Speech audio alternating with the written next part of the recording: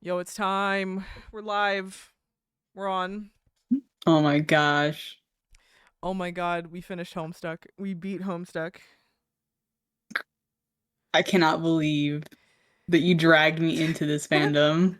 Right. Yes, kicking and screaming, and I've Yeah. had to read 8,000 pages of this. You feel good about it though. Or you would if the ending was any good.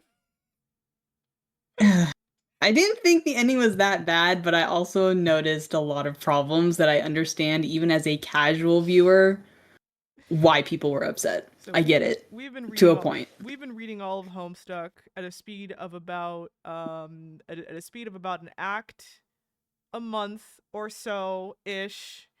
Not all acts are created equal or at the same length. And we're finally to the end here. We're finally the end. Literally the finale stream to discuss the finale as well as the fucking mess that is the act leading up to it. Because I think we're both in agreement. The finale itself, Act 7, the Act 7 animation, it's because Act 7 is all just a single animation. Not bad. It's good. It's satisfying. It brings a tear to your eye sometimes. In isolation, it is decent, but there are a lot of writing problems leading up to that are not writing problems that are all that present in the rest of Homestuck, that to me at least indicate a certain mm, let's just say there's good evidence, there's reason to believe that Hussey was not all that invested by this point in time in writing Homestuck, and that they mostly just kind of wanted it to be over. And we're mostly concerned about other things, like, like the game that would flop, and Yeah, the failed Kickstarter, the you've got the OG like yeah. insider knowledge of what was happening at the time. That probably affected like probably the well-being of the ending of the comic. I do, and some of it is very visible, some of it's easy to spot. I'm sure you spotted that Hussey definitely did not draw a lot of this, that a lot of the art style does not look like Hussey's work. I did um notice that. I yeah, was like, man, I because actually liked the other art style, not gonna lie, but like some it of was it's a good, drastic change. some of it's good, but it is kind of weird. This is Hussey's comic, and suddenly Hussey's not drawing it. Yeah. um so there's that. There's also the amount of time this particular section took to come out. So if you look at, if you do a bit of math with me here, so Homestuck came out in 2009, right? And Gosh, we're old. where we left off in the last stream, that left us in around 2013, the end of Act 6, intermission 5. So 4 years, right? Act 6 to Act 6, all the way to Act 7, took an additional 3 years to come out.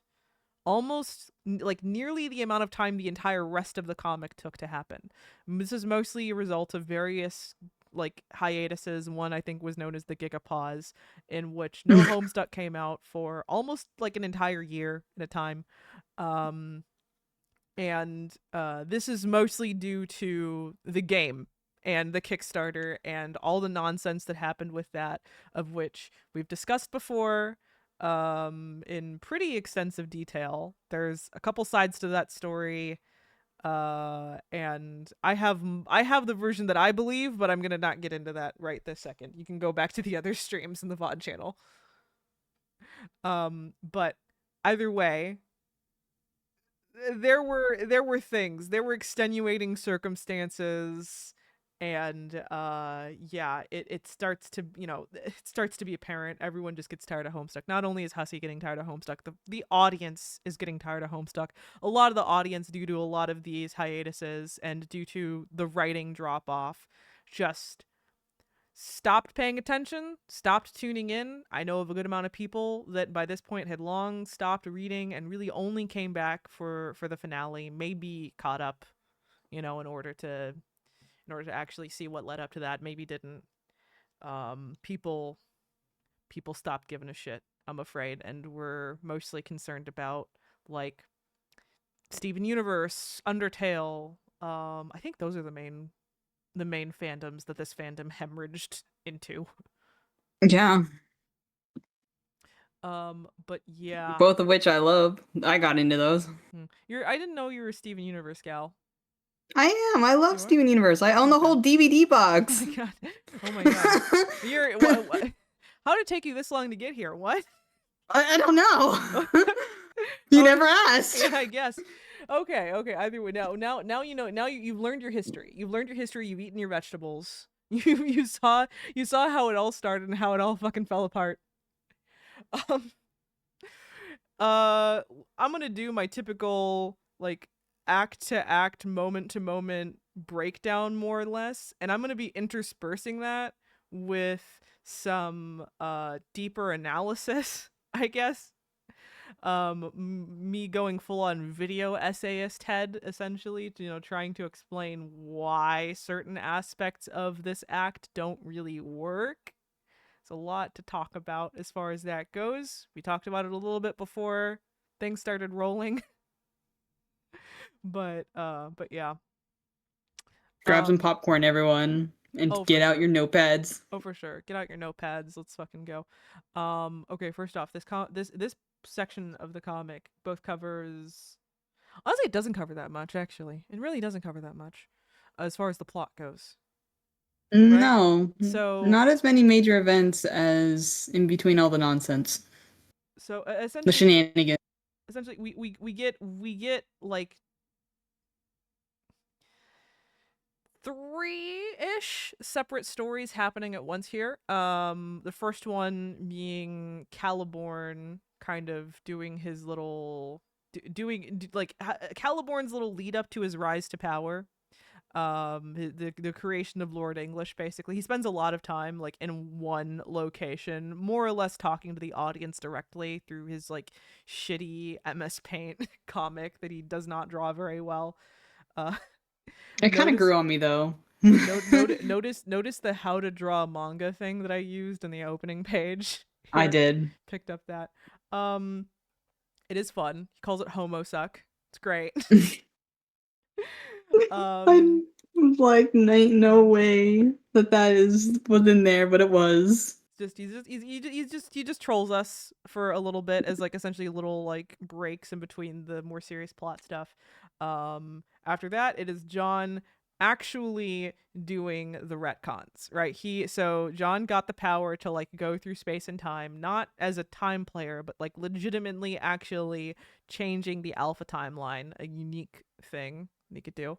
And he finds out he can like essentially make a better outcome, you know. And Because Terezi helps him with that. Trezzy helps with that. Because act 6 to go back a little bit, right, starts off with yeah, it starts off where we left off. Jane and Jade are in evil mode. They're harassing the main characters here. The Empress is on the horizon. A bunch of plot stuff is going down, but the funny thing is that when I first read this, my brain, I kind of had to stop myself because I remembered how things were going to escalate very quickly. But actually reading it doesn't really feel like this is a last stand for these guys. Just kind of feels like more shenanigans, more whatever. And then characters start dropping dead like left and right. I was going through this and I was like, there's no shot. Everyone's just dead here. It's Homestuck. characters They're gonna just bring some people back to life or something, or no one's truly dead. That's what my impression was watching all characters that. characters start dropping dead left and right. Oh yeah, an interesting thing I took a note here. At one point, Jade is a little bit before characters really start dropping dead, but they're already starting to drop. Jade really starts talking about narrative, about character arcs, about pushing characters to do certain things, along with the will of the Empress that will hopefully give them some kind of satisfying end and conclusion. And the finale that happens after that is more or less in direct opposition to that, but you're gonna hear from me in a little while why I still think it's kind of bullshit. Just because you explain the inversion you're trying to do here doesn't mean that you did it successfully. um So yeah. Also, yeah, Jade's trying to push them towards certain character arcs. The characters are already like resisting against it instinctually. You know, Dave at one point specifically has a whole thing about how he's not sure if he wants to be a knight, having gained enough self-worth that the endless piles of dead Daves no longer feel like a reasonable price to pay to be a cool hero guy. And in general, he seems to be finally internalizing maybe some of his more harmful beliefs about his or rather sorting through some of the more harmful beliefs that he had internalized through his brother, through Bro Strider. Um oh yeah, also out of nowhere, John and Roxy, that ship starts to become a thing. It does. It That does. happens. That happens. I don't know There is why. so much awkward. I was like, whoa! Why is this getting super awkward? It yeah. It what are your stances on that ship? Especially now that you have the whole view of it. What do you think of it? Cuz I literally forgot it happened. I'm going to be honest. It came out of left field. Yeah. For me, it came out of left field. Like, I understand Dave and John more than that. Well, there was Dave Cat became canon this act essentially, It did. and oh wait, let me see. Are we talking the shit tier hacks? We're talking the shit Yes. tier acts. We are. I'm increasing the size of this chat so I can see. We're talking the shit tier acts. Fucks up my format, but whatever. Um, we were talking the shit tier acts. So It's okay, yeah, just squint at the screen. Jade, John and Roxy's relationship feels like it comes out of nowhere. They don't have that much chemistry, They honestly. don't even have that much in common. No, I struggle to find anything wrong with it. What it kind of feels like is just that it wasn't given enough time to do anything Develop. to develop. Yeah. I remember last couple acts I was kind of joking and talking about the benefits and drawbacks of this way that Hussey often just like brings up and drops romantic relationships at the drop of a hat. All sorts of pairings are brought up and then never brought up again constantly. In a very throw whatever at the wall and see what sticks kind of way. But yeah, this is definitely one of those ways in which definitely one of those cases in which it was not oh no, Mixo, I'm sorry. Why? Let me Why did they get deleted? oh gosh.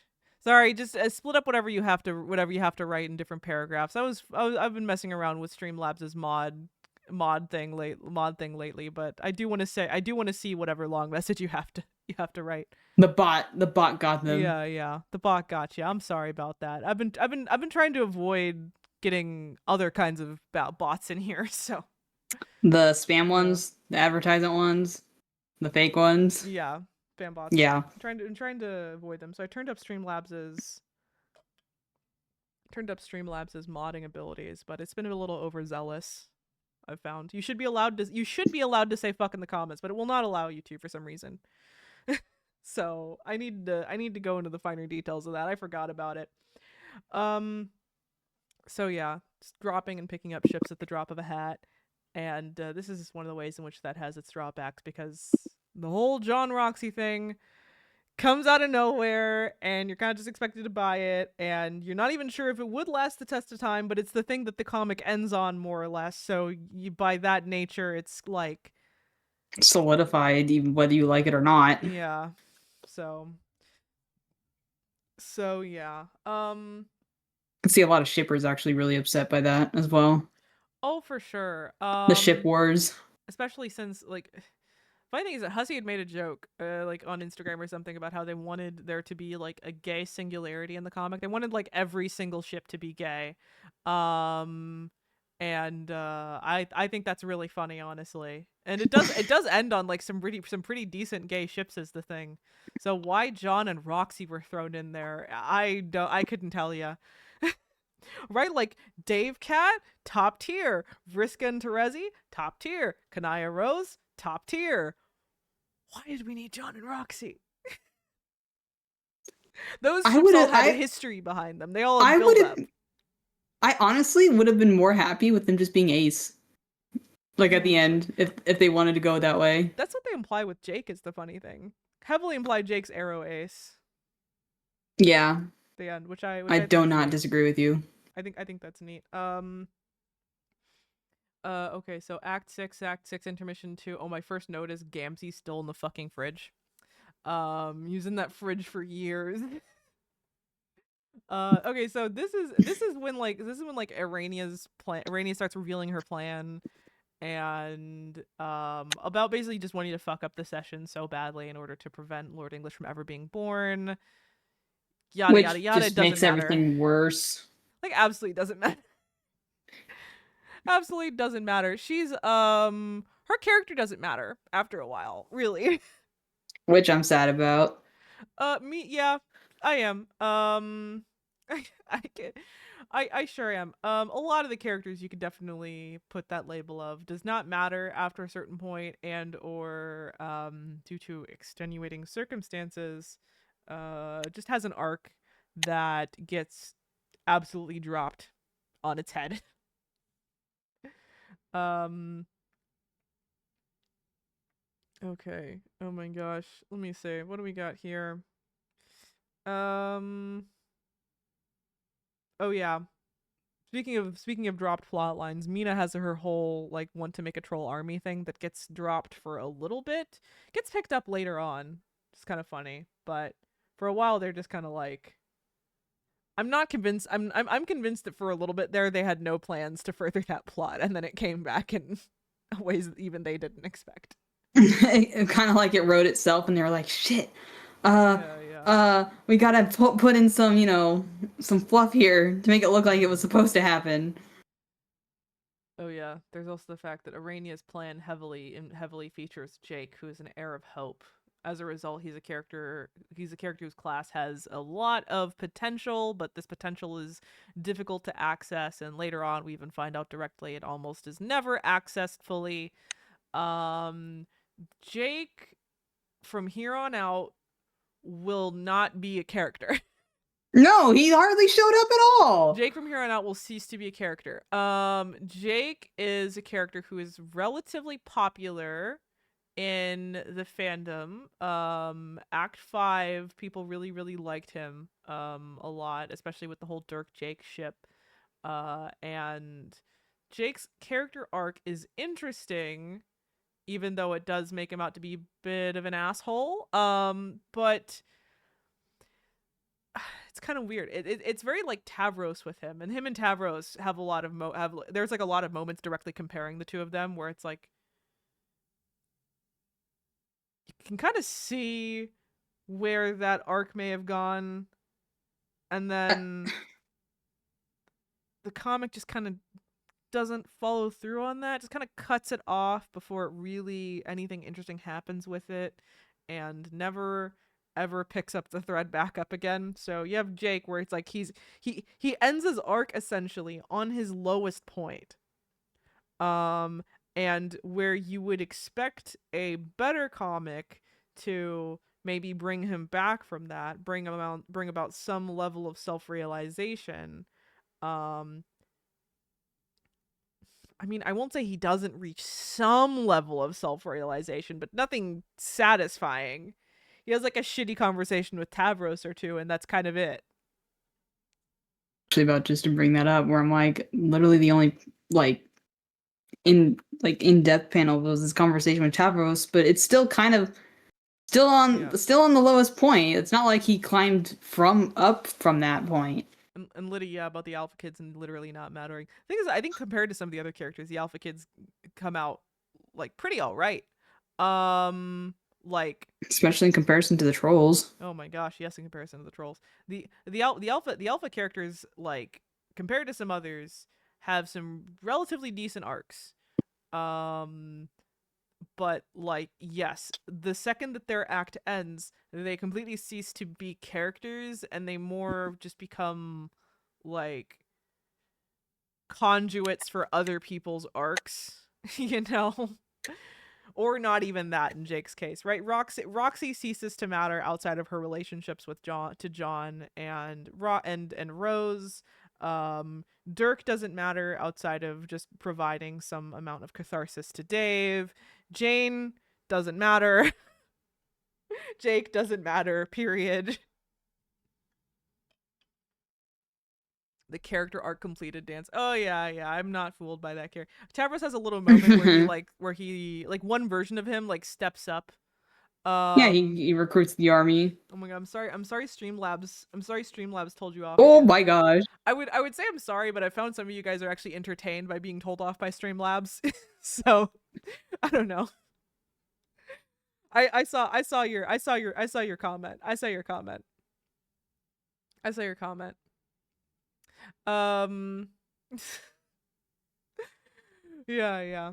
Funny thing. I think we really tested it out before. I think we found out that certain variations of curse words are fine. So like bitchery, fuckery is all okay, as long as you add, as long as you do a different, as long as you do a different variation.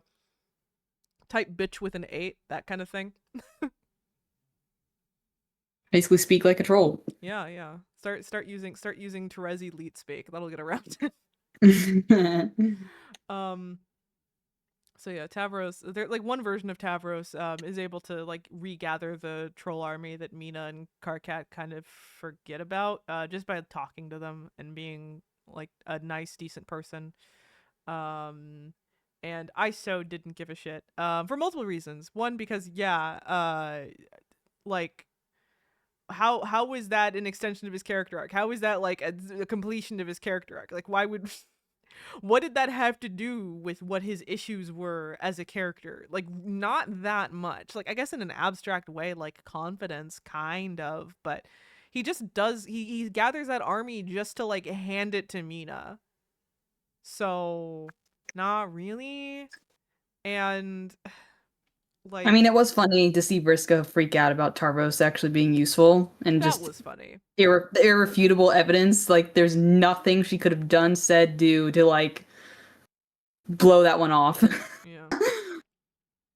Also, and I don't care what the comic has to say about like there's a moment later on where someone has a conversation with Jade because Jade is feeling all lonely as a space player. She more or less spent the entire 3 years alone in that ship and feels like she's been sidelined a bit and like I think like Dave Sprite or something, Dave Petta Sprite tries to like talk with her and says that like, well, even if you didn't get to do all those things, there were other versions of you that did do all these cool things, and it like comes together as this like grand vision of what the concept of Jade is. And it's all very metatextual, being like, yeah, she didn't, but like we the readers supposedly saw all that stuff, and so we know the kind of person she is, kind of character she is. So in a metatextual sense, then she did have something of a character arc, right?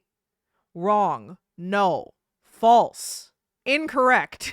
No, that's not you how it can't you works. can't use the fourth wall to justify a character's development.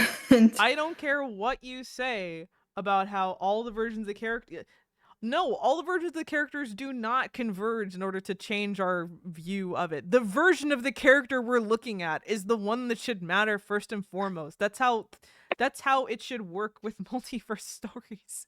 Like Spider-Verse. I it's like mean, it's like the same Miles issue. Morales. It's like the same fucking issue I have with Loki, with the Loki show, honestly, which is that like that is just post Avengers Loki. That has nothing to do that has very little to do with the version of Loki we'd been following throughout Thor 2, Thor Ragnarok, etc., etc.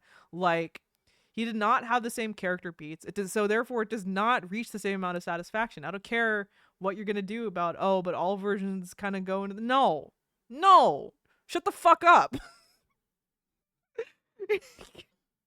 Well, I mean, to be fair, I definitely agree with your point that yeah, the Lokian TVA does not um have the same never went through the movies. So Character arcs are meaningful because the character actually went through those things, and But because you can but see their journey and their emotional. It's not it. I Hussie mean, tries to present character arcs as these like nebulous, unknowable things that you can. Oh gosh, oh my gosh, I need to stick with my notes, or else I'm gonna actually just devolve into just noises rant and vomit. Let's groaning and go. being word vomit. um, what makes those two the same guy? That they have the same DNA. Exactly, right? It's the character's experiences that should define how you view the character arc, not like metatextually, philosophically, what every version of this character has gone through, because they aren't accessing outside of Terezi, they aren't accessing those memories. They aren't like They're not even aware. they're not even aware. They're not like the Denzins where they're aware of like other Denzins' decisions and other universes and timelines and stuff to where they can make decisions based off that. That's not how it works for them. And that was clearly like stated as a rule with these characters. Oh yeah, when people say that Dirk is bro, or like try and put some of bro's behaviors on Dirk, it's like, no, these are two completely separate people. Yes, you can kind of see how some of Dirk's personality could make the person that bro became, but like to say that they're the same person is no, you're stupid. No. Okay, well then I throw the TVA Loki thing back at you. They're technically different people because they went through different circumstances. They're not the same, Yeah, that's what I'm saying. which isn't a bad thing. That's what I'm saying. I don't feel like what is it? I don't feel like the show was trying to say this is the same Loki as the one from all the movies. No, it wasn't. But like, the thing is, okay, I don't want to get into Loki TV show because eventually we're going to actually talk about that show. But I'm I just will saying as say, like a just saying the using it since you used it yeah, first as like the ground points of what you're trying to describe. just like the Loki TV show is like it is written from the perspective that you know where Loki's arc has taken him, and that you've seen him go from villain to like almost an anti-hero by the time you reach the end, to even just a hero in his final act. And that's how you come to the Loki show, and that's how you're prepped for the idea that maybe he can do some good and be a better person. um and if you skip that whole transitionary period and just go straight from Avengers to the Loki show, it makes very little sense. So they are kind of going in with the idea that, like, yeah, you're supposed to kind of view these two people as the same people, and if you don't, that arc falls apart. So that's kind of what I mean. Um, I kind of want to watch it again from that perspective. you will, you I got will, well, yeah, you're right. you will. Um, but yeah, so yeah, Jake proceeds to not matter. But yeah, Uh, but we also know Dirk is completely different from the Dirk from like that raised, Dave because of the fact that like remember he had a redemption arc going. Like so clearly whatever made him this abusive parent, I use parent term in quotations here, but the guardian that raised him, yeah, he it's not the same. Yeah, they're the circumstances behind them are very different. But again, if there are some people out there claiming that, I'd rather not get too into it, because it's not something that I think the comic is trying to put forward. The comic actually makes, if there's two people that the comic is very insistent are actually different, it's Dirk and Bro. They Yeah. insist that those two are not actually the same. Funny double standard there, but I guess I guess I'd rather have that than the alternative. Um, I mean, a clock is right twice a day, even when broken. yeah, Liddy, you're basically right on the money as far as that goes. Okay, so where else do we go here? Oh yeah, so we get the beginning of Vriska's arc here. Vriska's arc takes a bit of a left turn, but I think actually left turn in an interesting way until it kind of devolves. Yeah, it just uh fizzles. so Vriska essentially like after the whole interaction with John, where it looked like she was going to keep on, doing what she does, and that was kind of interesting in its own way. She takes a hard left turn and decides actually that being the hero and doing all that cool stuff is more or less pointless. And all she really wants to do is just hang out with Mina, go on an eternal date with her new GF, and she literally directly trashes Arania's plans, saying that, Arania is just being self-centered and having delusions of grandeur the same way that Vriska used to. Um, I immediately identified this as a cope. I immediately identified this as a cope because I viewed it as being too core to Vriska's character that she would just drop everything, and that she would actually be happy to do that. And the whole thing to me struck me as very empty in a good way.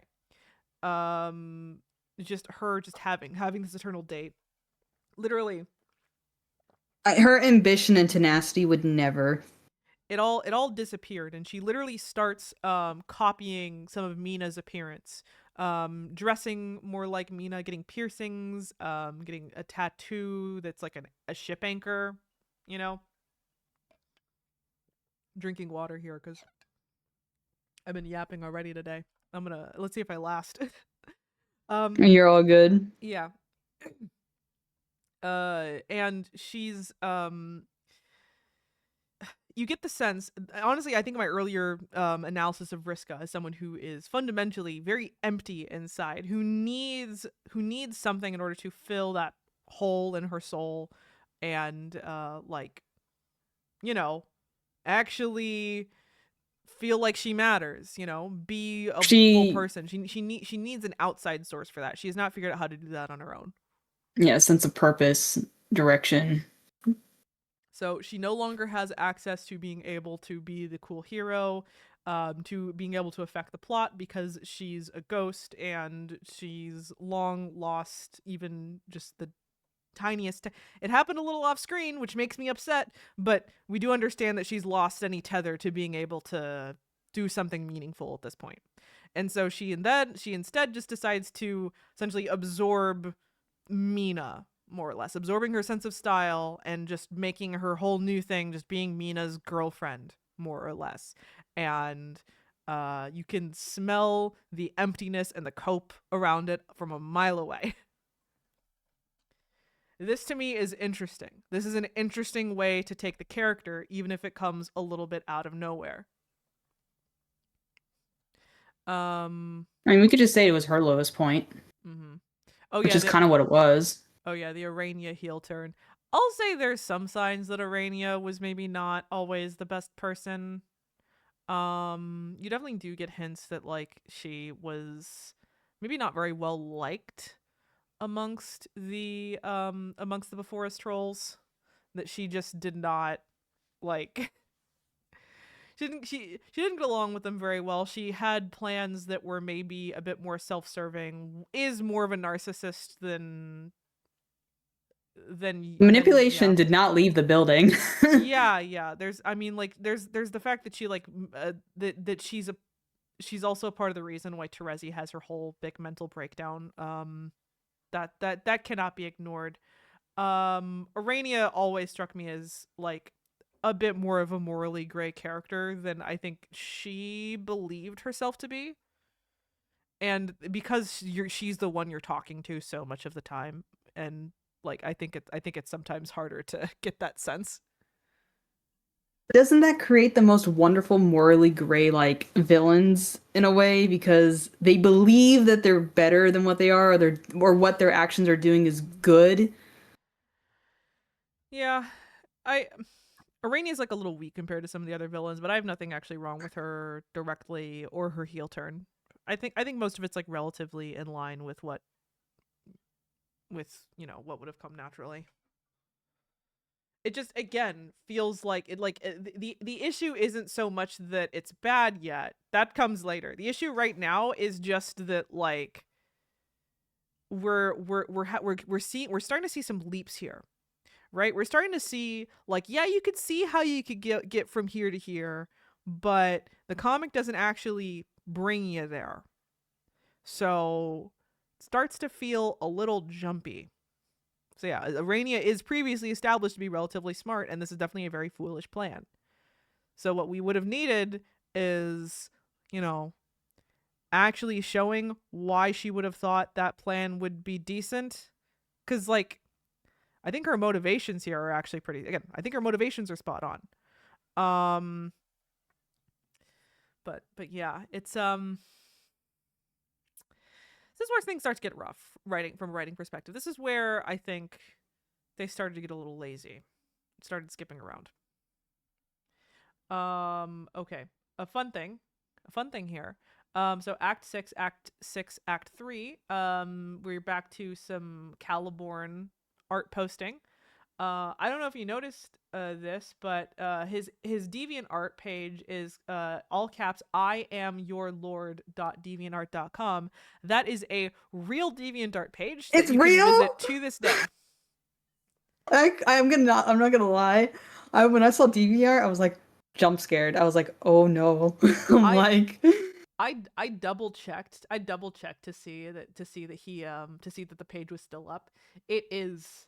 It is. that's insane. I didn't even think to even check if it was a real deviant art. It is. Um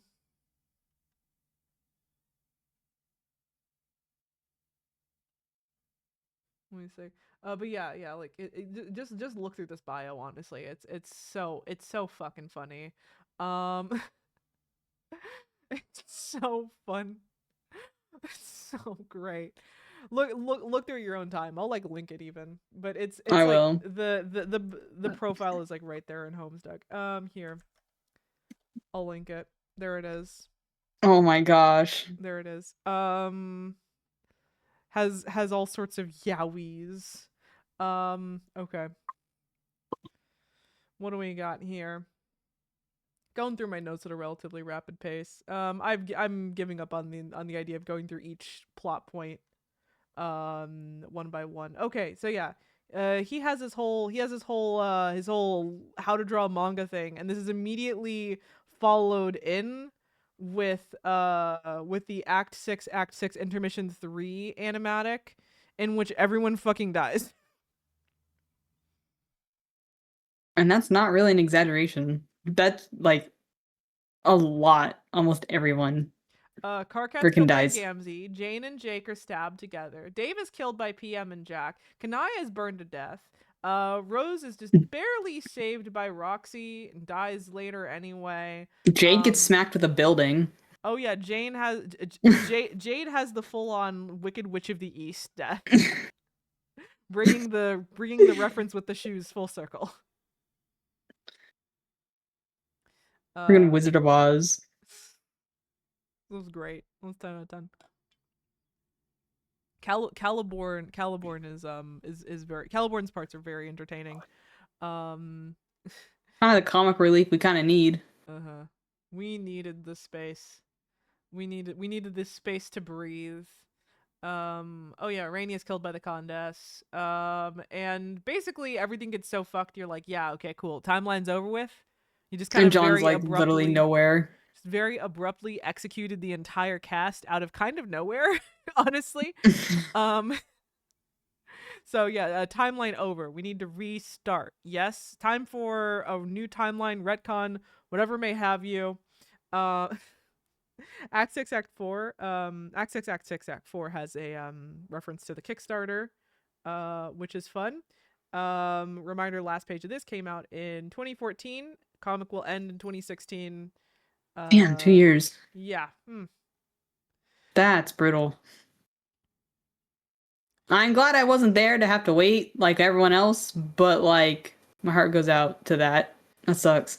So John arrives to a session corrupted beyond belief in more ways than one. Most of the cast had been perma-killed due to most of them having just and or heroic deaths. Worlds have crumbled. Even denizens lay dead. Dirk literally allows himself to be taken by the corruption.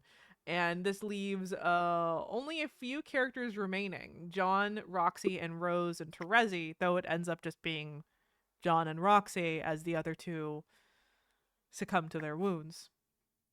Though Yeah, Terezi doesn't die before she essentially gives John a list of instructions.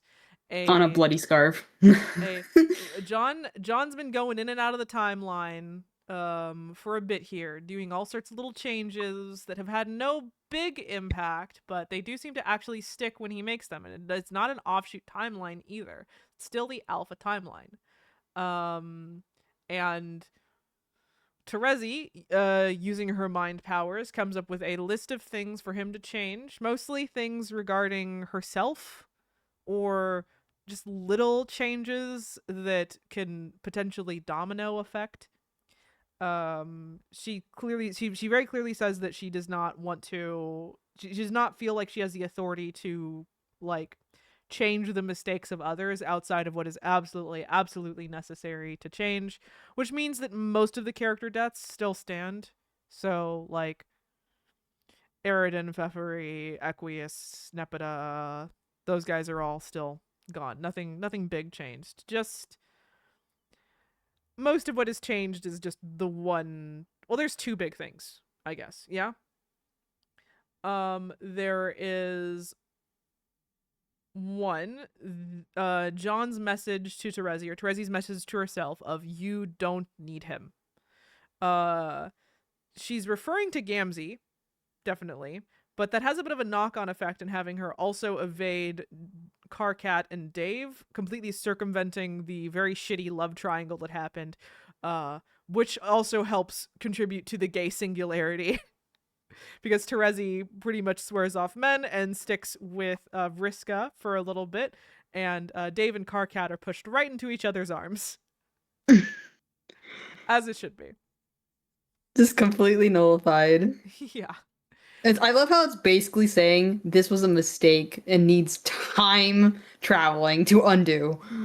That change I don't mind. The bigger change came in with the timeline, with also okay, big thing.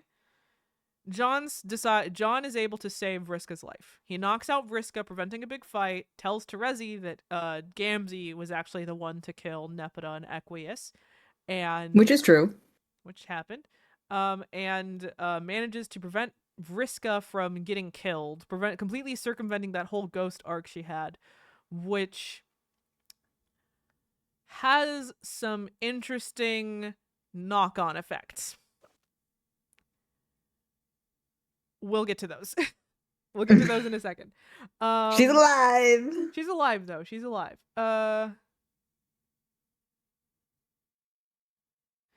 Those two change. Well, we'll get to it. But yeah, for the most part, those are the only two things that he does. He doesn't do any big sweeping changes. Doesn't fix the timeline. Doesn't help it. Doesn't make it where everybody lives.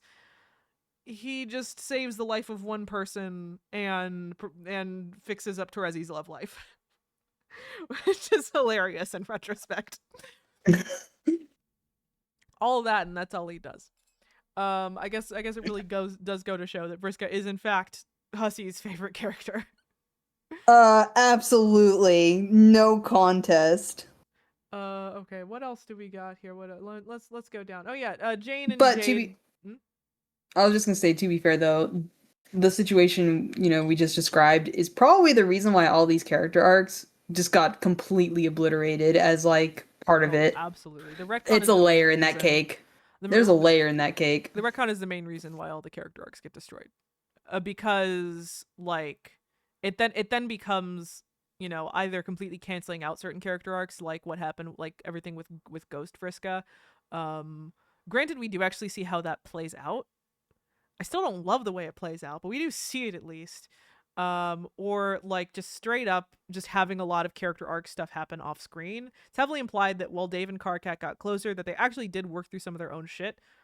We just don't get to see that personally. We don't really get to see how they worked things out or how they were able to reach a higher level of emotional maturity, what they talked about. Just that like they were friends for a bit, and now Dave seems They've to mellowed be out. yeah, now Dave seems to be considerably further on, and as far as his introspection regarding his brother goes, especially. And Karkat also seems to be now at peace with just not being the leader essentially of his group, and it's like, well, we don't really get to see any of that, you know. It's kind of what it comes down to. They're skipping ahead. They're skipping ahead, and we're now getting to the point where the conclusions are are no longer really following necessarily. Well, and my thing is that I would say Carcat was the most jarring when it came to like just completely dropping him like Mm-hmm. almost as a character and his importance for the finale because it's like out of all the trolls, he's kind of been a very major one in comparison to some of the others. Some of the others. So I'm like, man, He is the talk main about a character. big disservice. He is the main character of his arc, and he honestly doesn't matter much. At the end, he doesn't do anything. He's been completely left behind by the level curve at this point. Um, like I get it that like okay, this we have all the final confrontations to do. We have to do big fights. Carcat is not being god tier, and it's fine. Not every character has to or even should be god tier. Can't keep up with that, right? But Yeah. that's where like you know, storylines and emotional beats would have come in, give him like an emotionally satisfying character arc, and so much is left to implication or just left for us to guess on that, like, I don't know, what am I supposed to do with that? You Write know, fan fiction and fix it. Liddy's right. Liddy's right when they say that like it's not entirely clear that Dave and Carcat worked things out. It's kind of implied that they've reached some, kind of stability by being able to work through things, just being able to talk with each other and being good positive presences in each other's lives. But we don't really see how that happens. We don't really see like in That would have what been way that really important happens. for Yeah. Carcat and Dave. That seems very important to skip over. If you go back, and I mean I have especially those like really those god some of those like really long pester logs that were all of a sudden just kind of like all jammed in together at the end, where they're all like talking together in like different groups on the Yeah, there's in, like like the end uh screen. they they four they do options and then eight Yeah, options. they Yeah. do they do have a conversation, which they do seem like they're more emotionally mature than they were before, and they do seem like they've learned to rely on each other in a way that they did before. So But they hadn't. yeah. So I'll say, if you haven't read in a while, trust me. Trust me. If you have read in a while, well, yeah, then you should know. Yes, there definitely is an implied increased ability. Um And honestly, something to take note here as well, given a lot more of the action scenes in this part of Homestuck, this could have been longer than 2,000 pages if they kept the quality up. I felt like the yeah. pester logs were shorter in general. Yeah, they were shorter in general. Then they crammed in a bunch of long ones at the end, but It's still not the same bulk as the previous acts, though. mhm. Okay. So Jane and Jade talk with Calliope a bit, go through the dream bubbles where we slowly start to find out that the Jane and Jade talking to her are not the dead ones, but they're rather some knocked out ones that are post retcon. And we start to, through them, as well as through some of Caliborn's um comics and eventually his little like claymation, start to figure out or put together what happened in the retcon, how exactly that those confrontations differed. With Jane and Jade's side of things, it was pretty easy to follow. Caliborn's, I found it less so. I found the claymation to be kind of hard to parse, honestly, and I'm still not quite sure exactly how that encounter went. I think that wasn't even the retcon timeline. That was like a different timeline entirely that he's describing that like showed one of the ways in which he started to increase his power, especially specifically detailing how Lil Cal was made, essentially. Um I mean, I think the important thing that the claymation showed was one, the creation of the weapon that would actually do harm to him, and obviously how little Cal was made. mhm. But it was Because we see that conversation with Dirk and Dave where he says in his timeline Cal's empty, but obviously the one from yeah. with Bro is not. It was a bit it was a bit difficult to parse. A bit. Um and either way, Either way, though, got through it. We got to see a bit more what happened in that timeline, some different timelines. Started to get a more complete picture of exactly what we were dealing with story wise. Just again, kind of funny how heavily they decided to gloss over a lot of it in the end, right? We basically hear about what happened in their version of the Condes, Grimbark, Jade, all that like confrontation and like fucking cliff notes more or less. We hear it like third hand essentially. Well, it's not even like it's one. It'd be one thing if there was like maybe like one or two things, but this happened like more than that when it came to just getting like scraps or bullet points for off-screen development.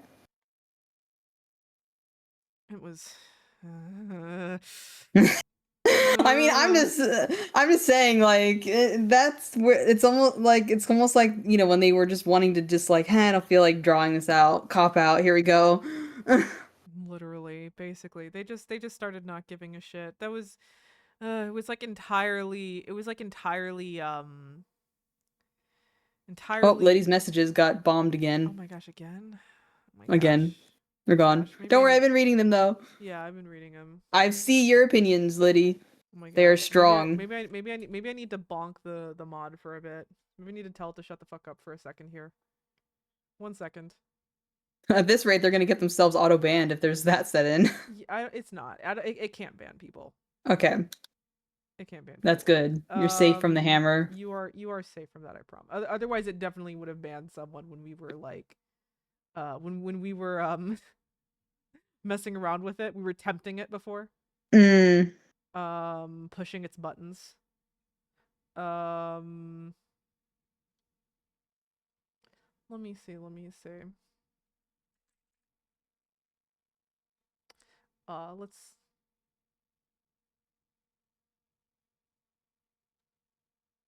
There we go. I've turned it off. Someone try to say fuck. Quickspeed, try to say fuck in the chat. Why me? Uh, Okay. yeah,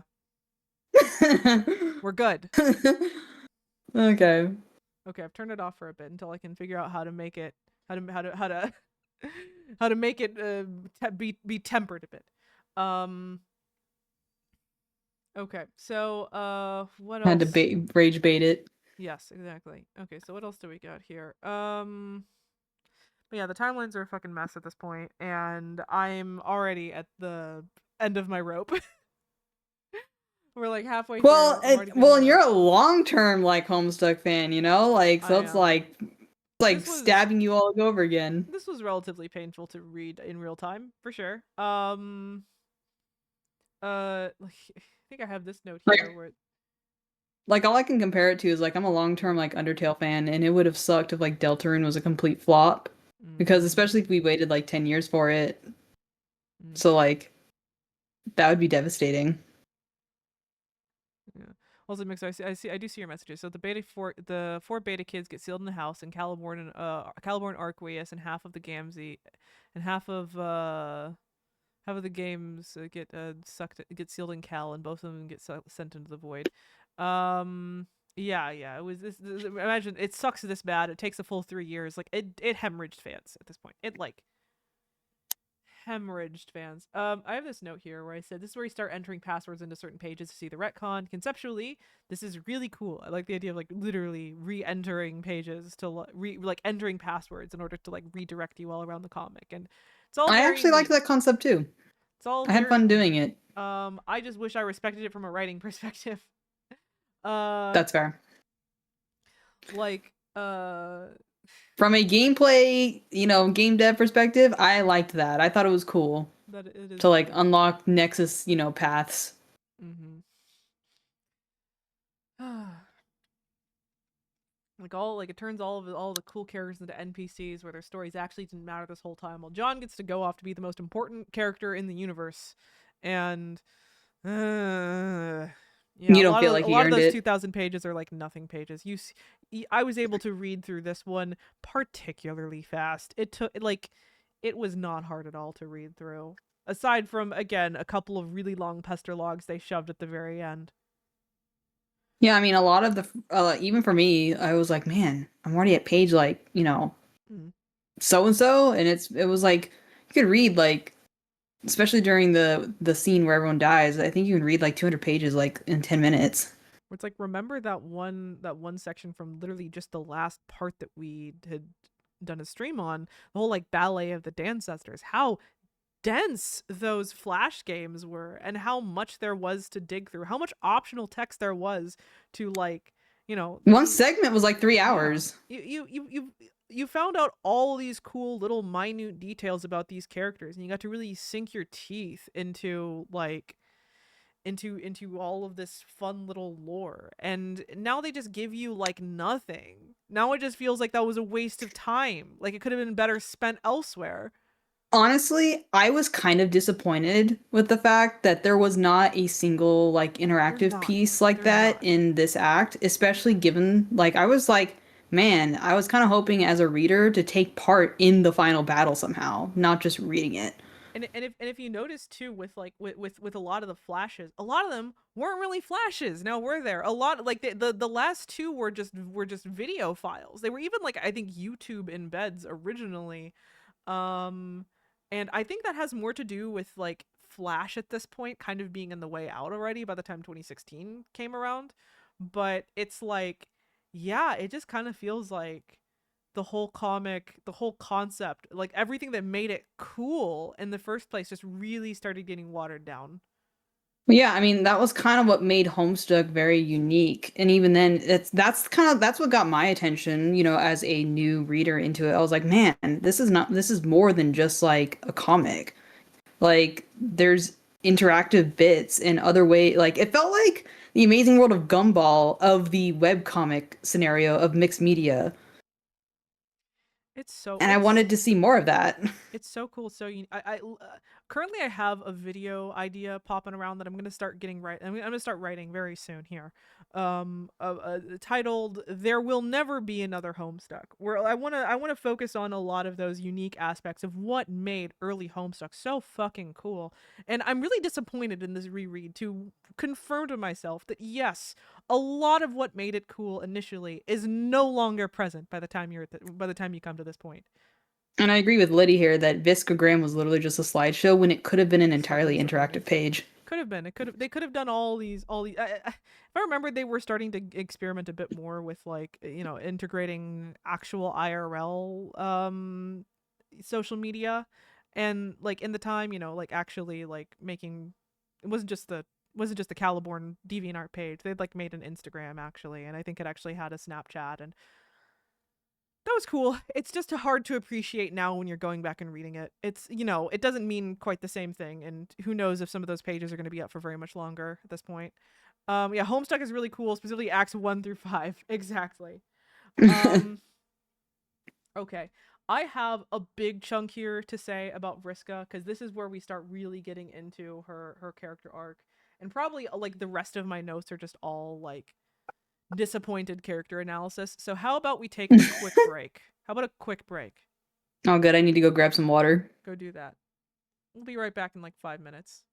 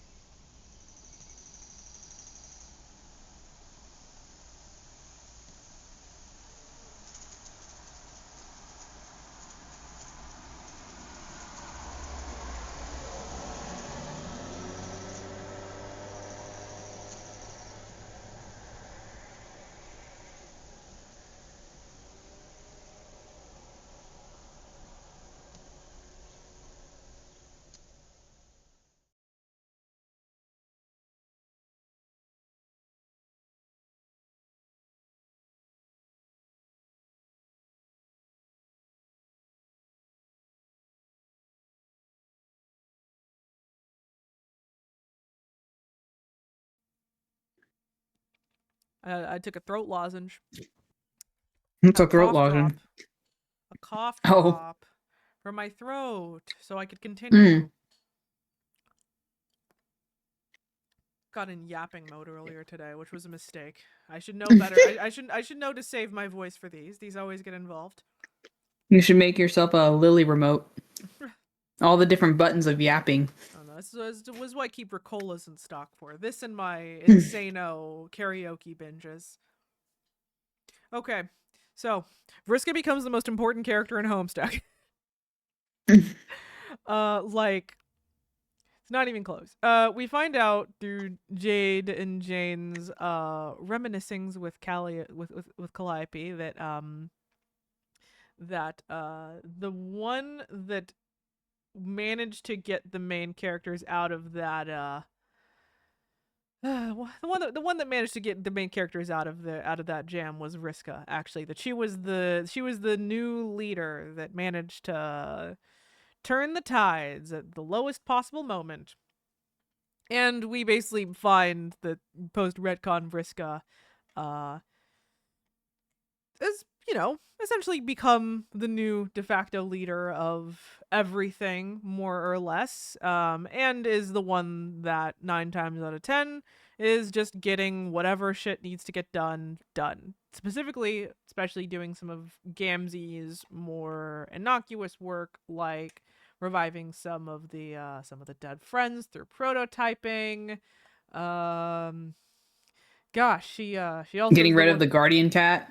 getting rid of the guardian cat. She's the one that knocks Rose out of her alcoholism early, giving her some tough love. Uh, it's a lot. It's a lot to be like, I don't know. Considering my earlier analysis of Riska, this is not really a storyline that's all that in line with it, right? Like, if I were to, as I understood Vriska's arc before, she was someone who again was a bit empty on the inside, who didn't really know how to exist outside of the role that she assigned herself and or the opinions of others. She wanted to be the big damn hero because she wanted to matter. She wanted to feel like she mattered, and that was not a healthy thing to do. It was an explicitly childish view of the world. So why does this arc just like act like she was right actually, and all she needed to do was actually be the damn hero, and that's how she's gonna achieve self-esteem properly? Like, why did it just completely bend over backwards to just make the view that we previously understood was flawed and wrong as like as like the coolest possible thing you could do actually?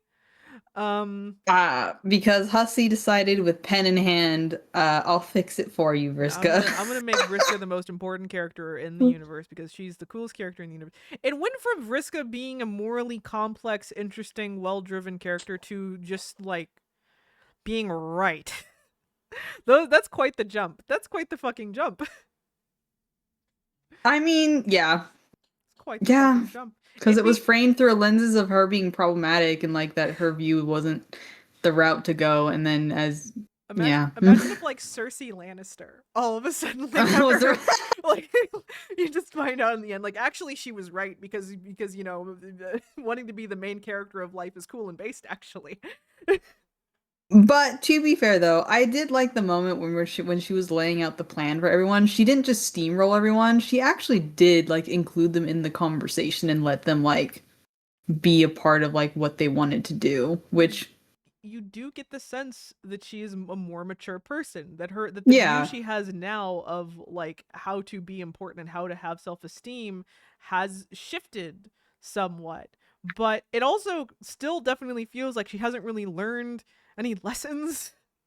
nor does it really Nor does it really feel like nor do you really understand how she got to this new place. Just kind of skipped ahead. yeah, I feel like there should have definitely been some major plot point for her to be what got her to that point, rather than even looking past the whole being right. Like I feel like uh her character being more mature and actually including people in the plan and not just saying you're gonna just follow my plan and do what I say. I'm just like, what got us here? if the the retcon kind of like undid some things. So it's like, yeah, no lessons were learned, and why it's like I because Vriska's so important. Okay, that's another thing. Like her character's so important in Homestuck. That's a pretty big plot hole to not have. I don't even think there was anything implied off screen. No, though I will say that's not really the proper term, the proper use of the term plot hole. I think we were having a private conversation. I might as well explain the difference a bit. So, a plot hole is a really specific thing. Actually, it's literally something that happens where it's like a hole in the plot. Usually having to do with like trying to think. I'm trying to think of like a very good like clear cut example of a plot hole, and they're kind of decently rare. Usually like like major continuity errors or things that upon looking back do not make sense, I guess. Um a flaw in character writing or a dropped character arc is not so much a plot hole as it is just shitty writing. Loose end, maybe would be a better term then. I don't know. I mean, other than Yeah. just chalking it up to bad writing, but But yeah, it's a bit of a mess. The way Vriska is treated in this arc is a bit of a mess, and it's very indicative of exactly why this arc feels so bad. um, what do we got here? Oh yeah, certain things are implied, like how Vriska kind of goes away for Vriska supposedly is gonna go away for a while after she solves the plot, more or less, after Vriska single-handedly solves the plot of Homestuck. Um, okay. I will say before we continue, before we get too deep into some of the big criticisms I have, um I didn't want to specify the plot hole thing because I'm actually not too concerned with Homestuck's plot holes like GCat being brought up as a threat and then completely ignored, or like, how exactly did this happen or this happen or this happen, any of the lore questions. I don't care that much about those. Or at least I went in with this reading deciding not to care that much about it. I know some fans get really hung up on these, and a big criticism for this part is that hardly any of the big questions that fans had, hardly any of them were actually answered at this point. Um, I don't what care were that. some of those questions? Um, certain things, like a lot of things having to do with like Lord English and like exactly how Rise to Power happened, how this all things I mostly don't want to get into, and I am not invested enough to even keep track of that heavily. Um, like those aren't my concern because, in my opinion, Homestuck's lore has always been intentionally very overly complex, and I'm not all that invested in it outside of like the troll shit, which I think is interesting from a sci-fi fan perspective.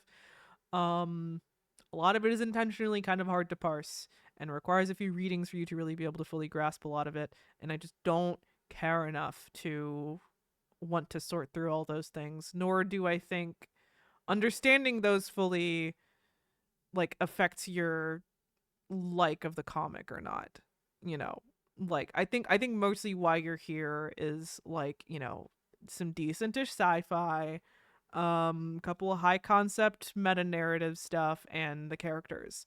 And the characters especially were a big draw for people, and that's where I think this final act fails the most personally.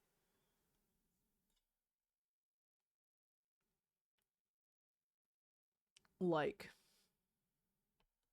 shit's bad. We've already gotten into why it's bad to some extent, but we're gonna get into it more. There you go.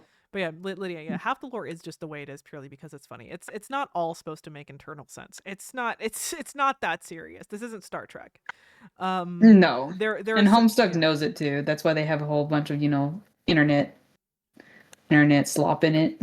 There are certain aspects of it that can be analyzed really deeply. The wiki goes into all sorts of like deep analysis and keeping track of all that stuff that I do not care for much. I learned it to a certain extent because at some point I wrote a big old D&D homebrew document, and so even then though there are errors in it. My intention was not to like know it perfectly, just to understand it at some baseline level, and I find that I do not care all that much one way or another.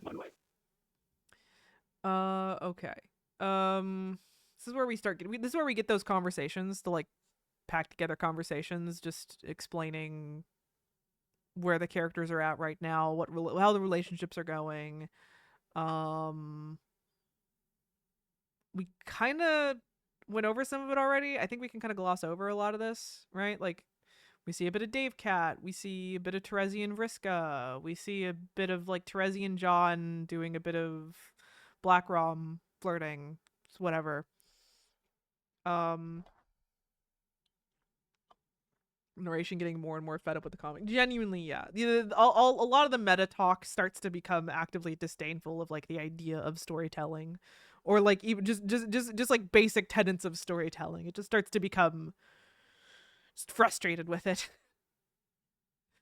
The most interesting thing that happens in these conversations is that Dave at some point gets like really deep into like talk about his own sexuality, and like gets very close to coming out, though we don't ever quite get to that point. He's still definitely trying to work his way up to it. That's fair. That's fine. I'm like actually incredibly fine with ending a character on still kind of questioning things, especially a character that's supposed to be a teenager. It's also why I'm fine with the fact that that like Dave Cat is really only confirmed through like, I think one, like literally Hussey said that Dave Cat was canon, and two, it's kind of just like by like implication essentially. Also, Quickspeed, where the fuck did you go? You definitely left. I'm still here. Okay. Okay. I'm still here. I'm just You're so listening. quiet. You're I'm so being quiet. a good listener. Okay. Be a good talker. Let's go. Let's go. Oh my goodness. Okay. I was like just letting you have the spotlight since it's like you're the one with the freaking list.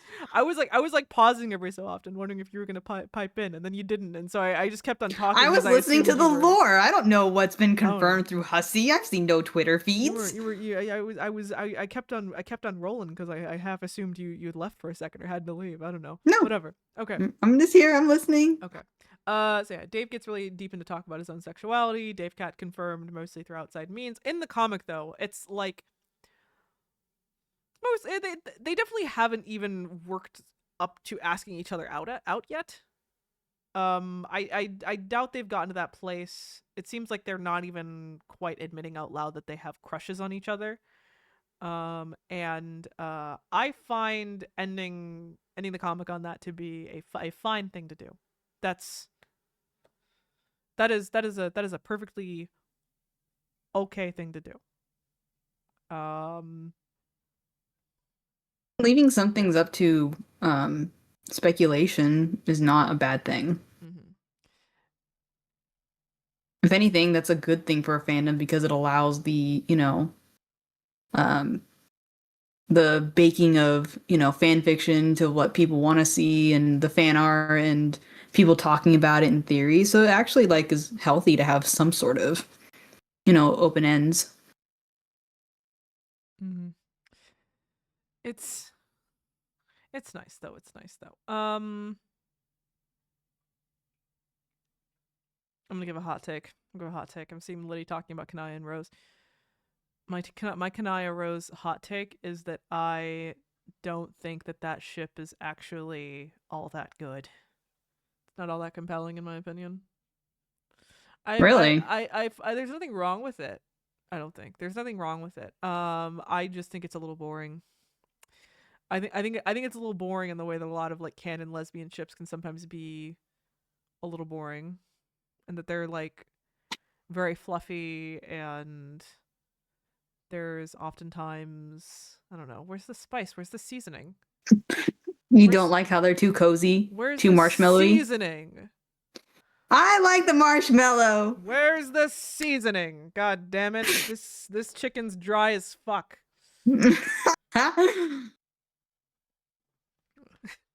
I personally liked it, given everyone else was chaotic. To be fair, huh? Lee agrees with me.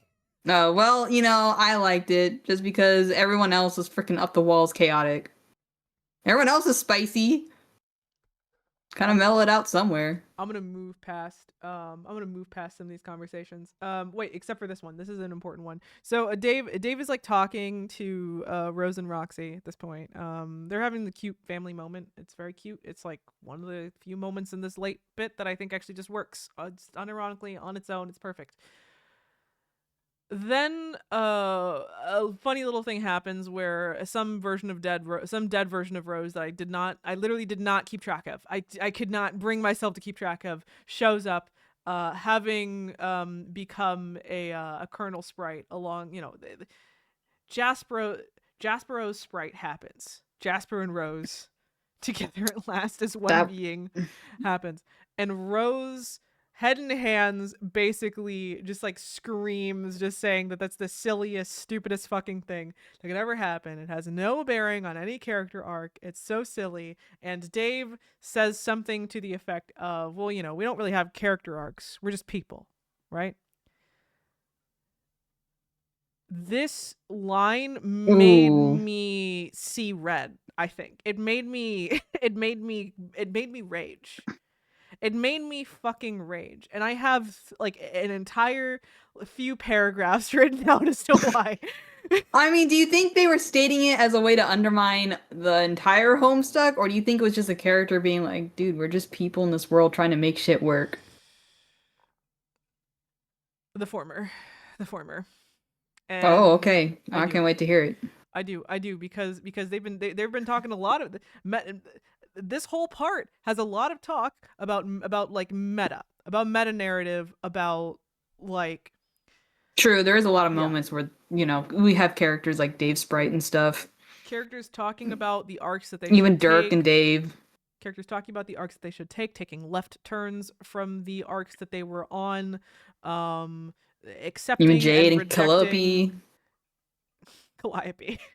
Calliope, I'm sorry, I butchered that.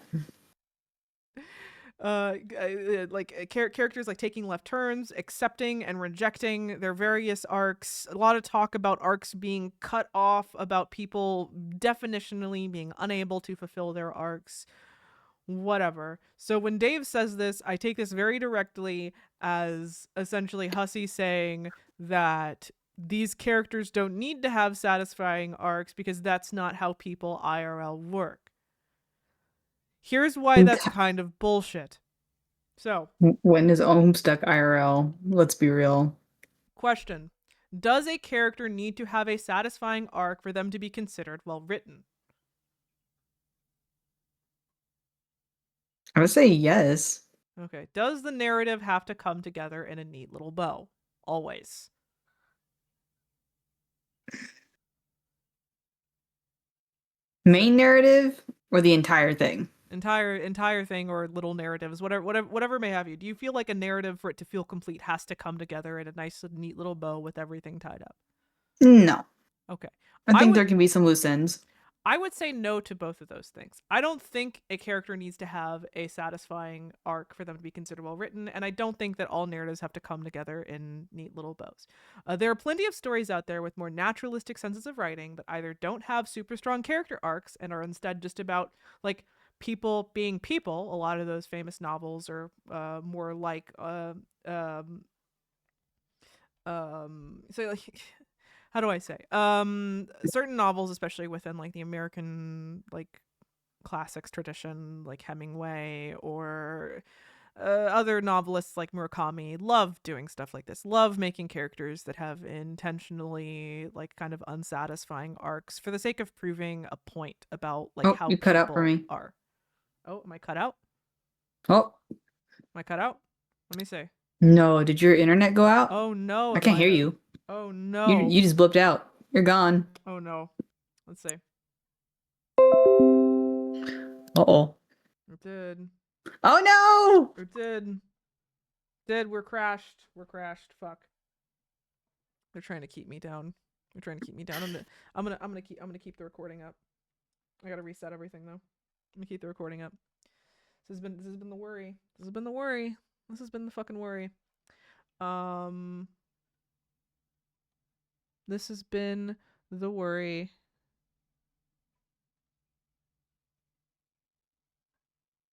This has been the worry. Let's see.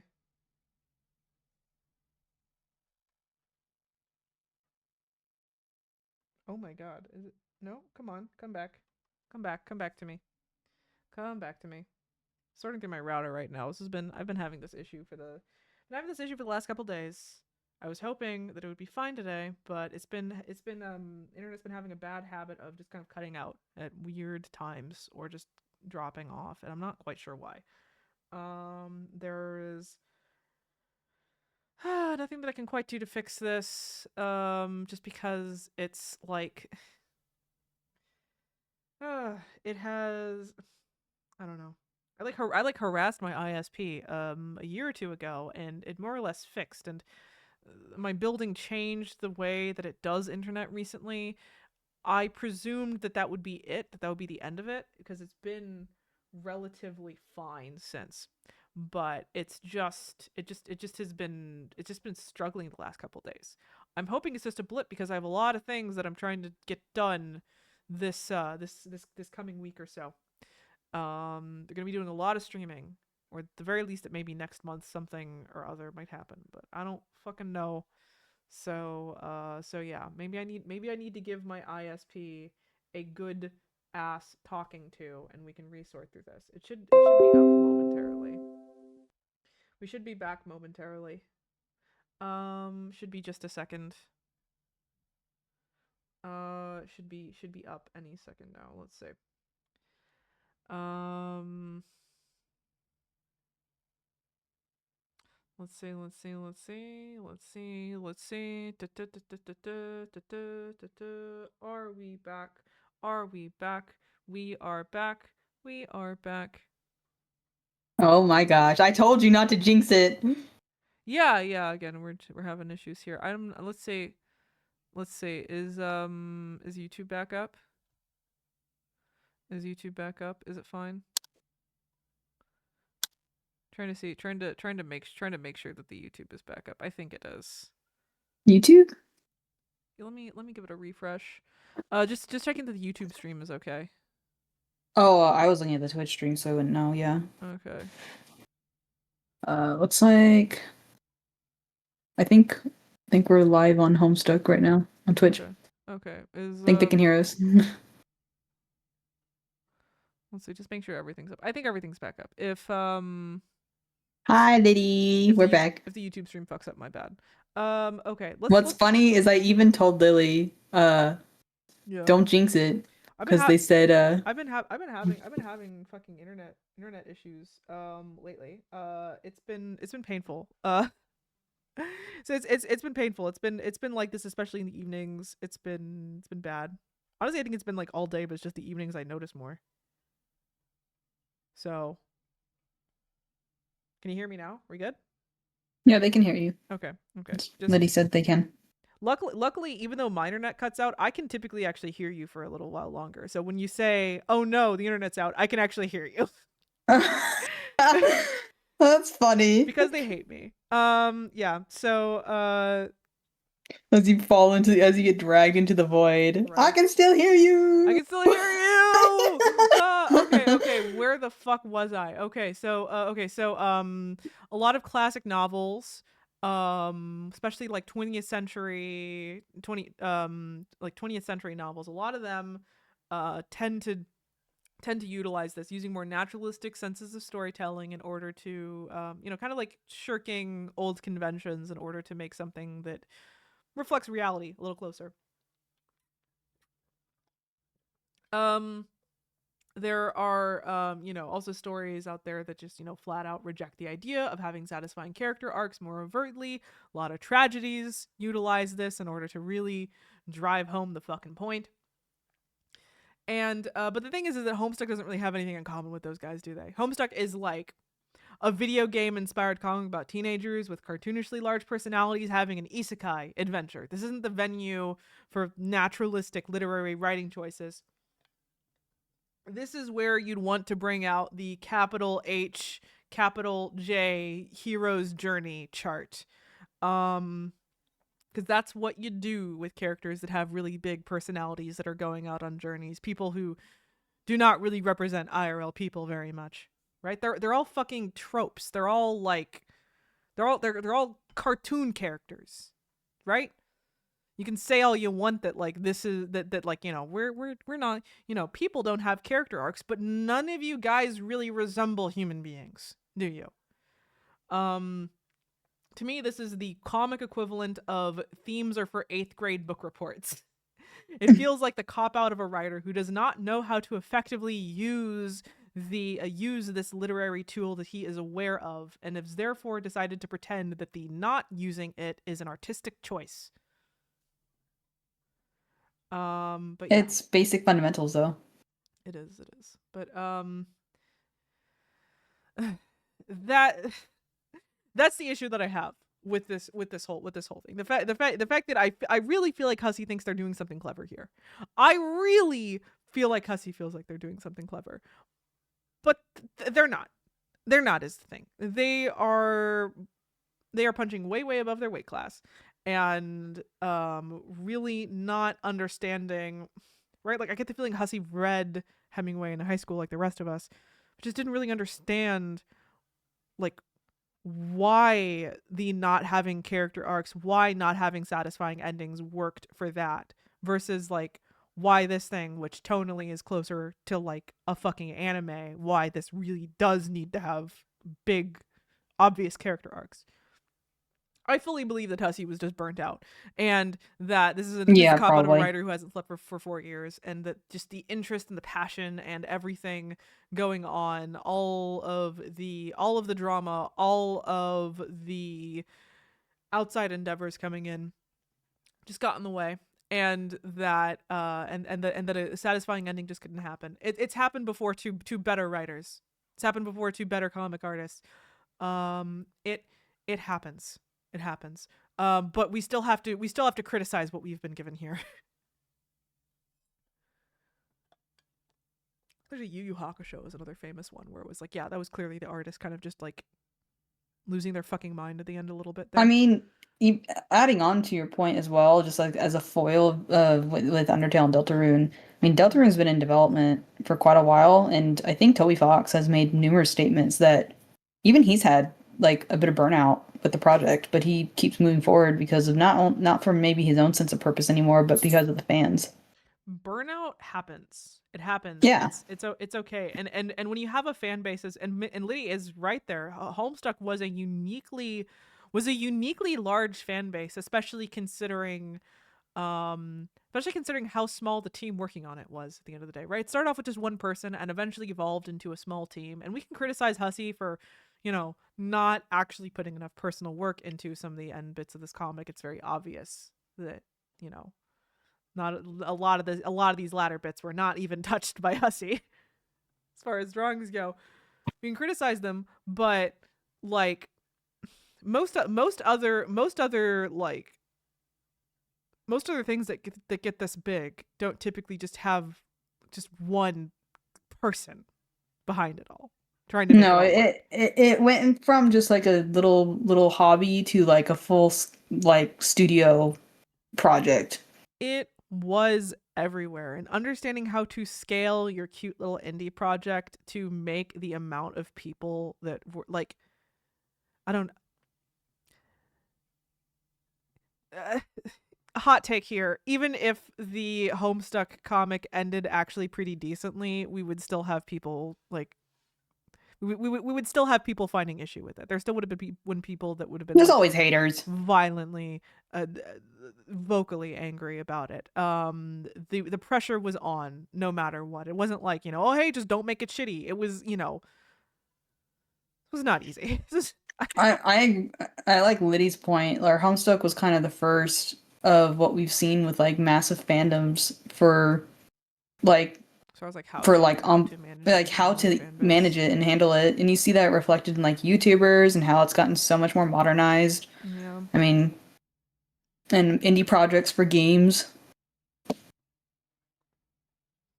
I can see that. I can see that for sure. Timing wise, it makes sense. I would need receipts before I would say yes, definitely. That is the first. This is the first one, but like, It's definitely an example. I wouldn't say it was it definitely a doesn't big necessarily have it to was be. definitely a big initial example. It taught a lot Yeah. of people a lot of lessons, and a lot of lessons that continue to get ignored. Though I will say, in all fairness, and this is something that I got into when I discussed Has Been the one time.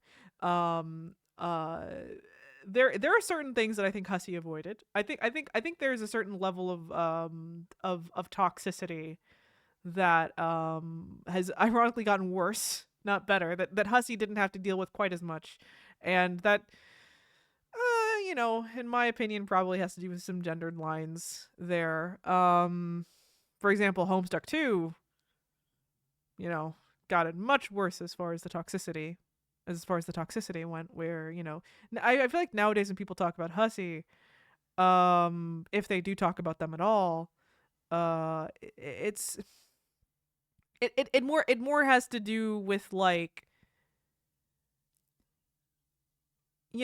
like it's somewhat shady business practices, Kickstarter stuff, how Hussey is as an employer.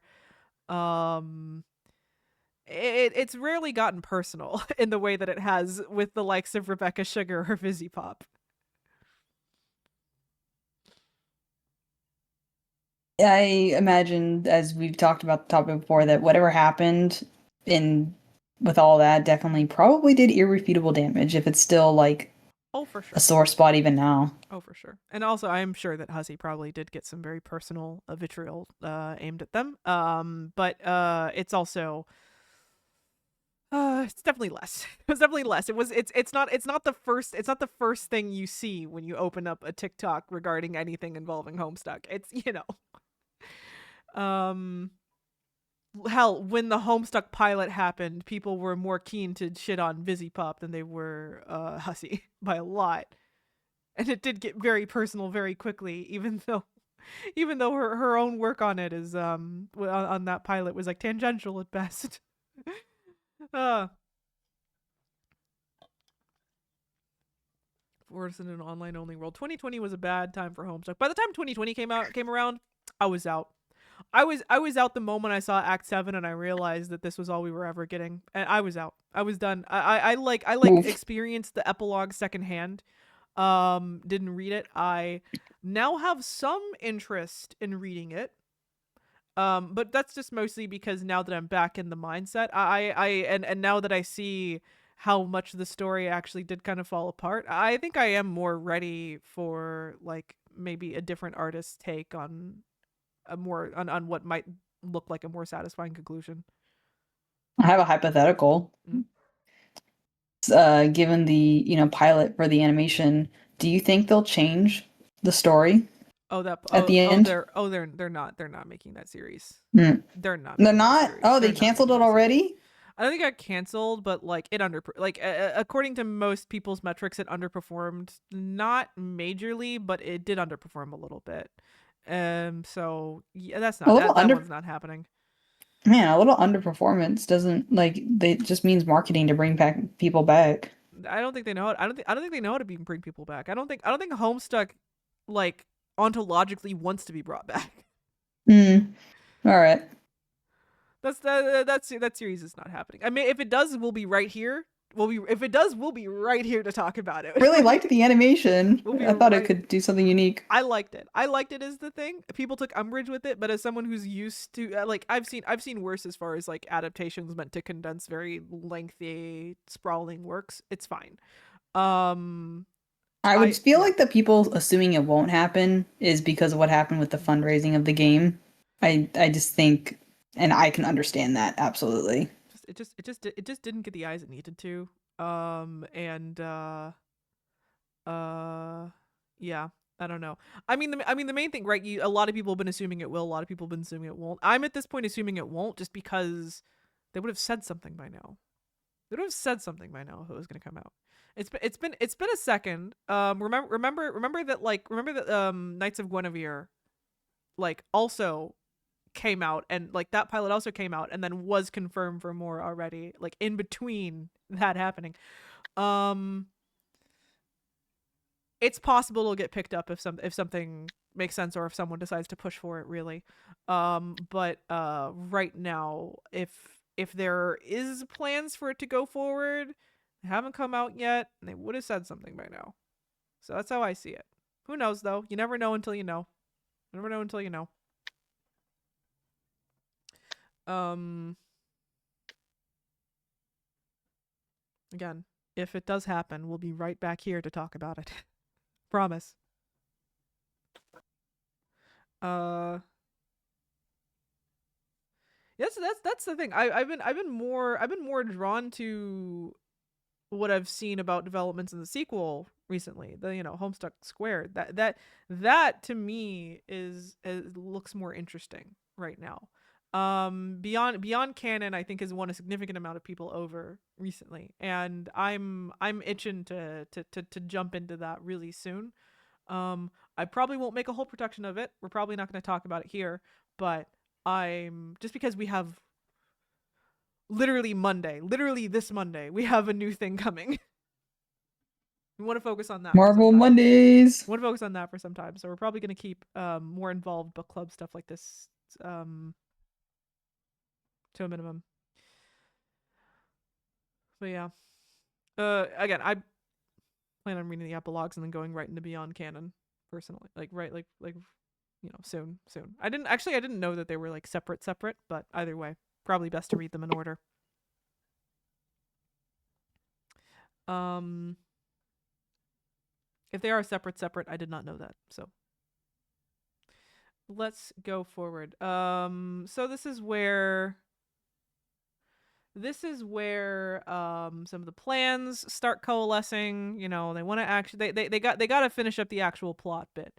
They got to fight some bad guys. They got to do some stuff. A lot of the bad guy fighting ended up being like about how I thought it would go. It was difficult, but mostly doable. And Lord English was completely impossible. I have nothing interesting to say about the fights as they happened. I have nothing interesting to say. I thought the animation of the 20-minute video was very fun. It was good. It was a good animation. Felt very on brand. Maybe more interestingly, Dirk and Dave sort through their shit. Dave finally says what we've been thinking, that Bro was abusive towards him and that his upbringing wasn't normal. It occurred to me as I was reading this that why back in the day a lot of people, including me, found this development to be a little bit out of nowhere. Aside from just being dumb kids who couldn't pick up on what is in retrospect kind of obvious subtext.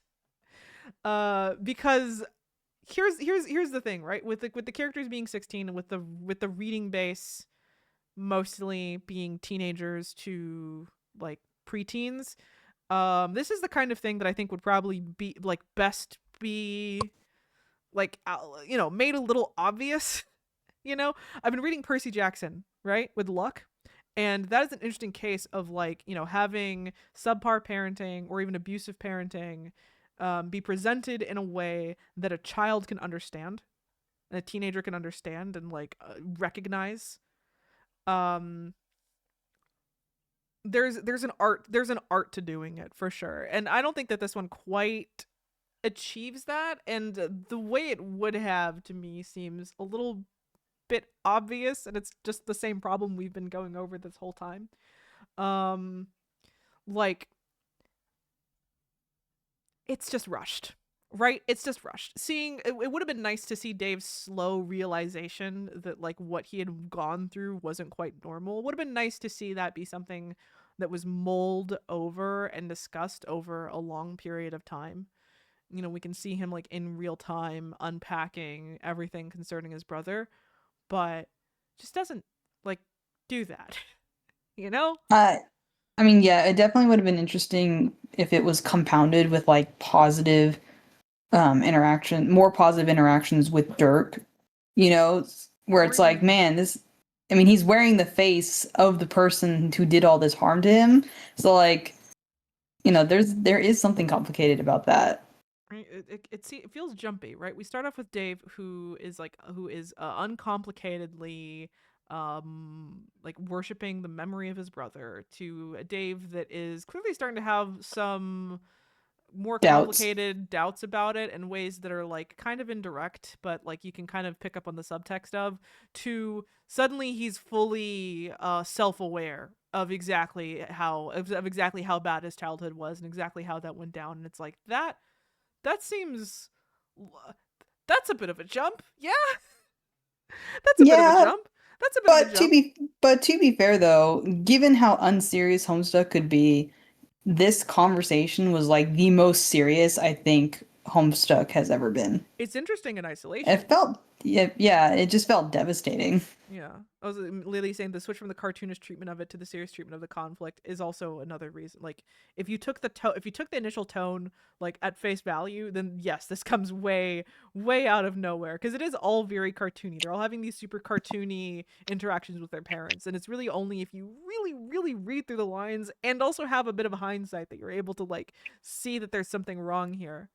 Is Tom having a serious talk with Jerry about abuse? But yeah, I think this would have been easier to digest if they just simply walked us through it more and took their time with this, and they were not interested in doing that at this point. It So was whiplash. we experienced the whiplash, and in retrospect, we just had to fucking take it on the chin, I guess. Um, but yeah, that's the thing about this, like this whole act. There are parts in isolation that I think are quite good, because I think at the end of the day, a lot of the people that worked on it are still really talented people, right? The music still hits, the animations are still all really good, there's still really great writing bits slipped in. It's just it's all going at such a pace and all skipping around so much that you're not really able to process it that much. And as a result, it kind of starts to show the cracks in some of the foundation that it's all like hung upon. You know, it's hard to like it's hard to see what's even going on in retro, you know, like you know, with the bigger picture. It's hard to like, god damn it. Am I down again? Oh no. Oh, am I coming back? Let's see. Well, I still hear you. Am I coming back? I'm still Yeah, yeah, we're I fine think now. so. We're fine. Okay. Okay. I saw a dip. I saw a dip and I got scared. Um okay, The adrenaline spike. I'm already almost at the end of my notes. We're good here. All right. So yeah, just I mean, all there was these just I mean, yeah, I mean, the whole I like even as I was reading, as we both explained earlier, like the pace that you could get through this last section of Homestuck was faster. Everything felt more rushed, and obviously the artwork being done by other people, the timestamps just to even get through it, like actually the timestamps even make it more egregious because it's one thing it was rushed in a short amount of time, but just like for how much time passed through it, like there's kind of no excuse. no, it's again, it's just kind of a mess. For all the guest artists Hussey had, I really wish he brought in a guest writer or two. Sometimes. I really do. Uh oh gosh. Let's see. Okay, here's my big old Vriska retcon talk here. So okay, so retcon Vriska meets with OG Ghost Vriska. And she retcon Vriska calls her a narcissist who no longer cares about actually changing the world anymore. Someone who's given up and now pretends she's content with frolicking around and being pathetic, while retcon Vriska has supposedly actually changed and improved as a person. Again, the problem is we don't see any of Retcon Vriska's change. We have no idea if she's better than Ghost Vriska, or how, other than that she's patched up things with Terezi off screen and seems like slightly less like a sociopath. We understand how Ghost Vriska got to where she is. She's been swimming upstream her whole life, conforming herself to this ideal that was never healthy, and here she is, having to pretend she's enjoying the consolation prize. Respectfully, where does Retcon Vriska get off acting superior? How has she earned this bit of meta self-reflection? Like the genius of Vriska was the tragedy of her, the fact that she wanted to be this hero and matter, and how that belief was childish, narcissistic, and destructive. And now we're being told directly that no, being the hero is actually the best thing for her, and the fact that a version of her even pretends to have let it go is bad, actually.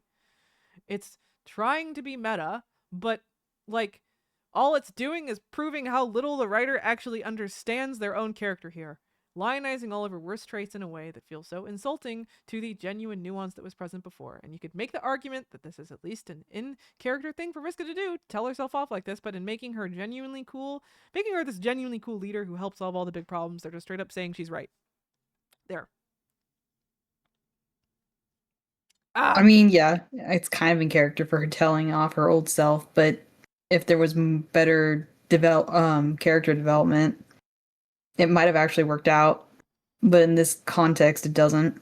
And how does this fit into that whole thing that Dave said of actually all the characters should fit into the fit into your mental image of the oeuvre of this character? It's like how does that factor? I feel like it doesn't in this case. I feel like you're just supposed to take these two as two separate characters that went two separate paths, but one of those characters I care about a whole awful lot more than the other, and the other one's shitting on that other one while being this like a hollow just I'm the coolest person ever, blah blah blah. It's such blatant favoritism. It just feels so backwards. It's like if you're gonna make such a big deal out of this, why did you have that character take that left turn in the first place? You did that. You made the jump, hussy. We at the beginning said how this felt like it was a little out of nowhere, but we trusted it because if you squinted a little, you could kind of see how the character could come here. You didn't have to do that. You didn't have to. You did that to yourself. Well, and also probably people at the time thought it was maybe going to lead to something more, and then it didn't. Mm-hmm. It's just such a mess. It's just also I don't even have the energy to talk about all the fucking Colonel Sprite incest going on here or whatever the fuck is happening.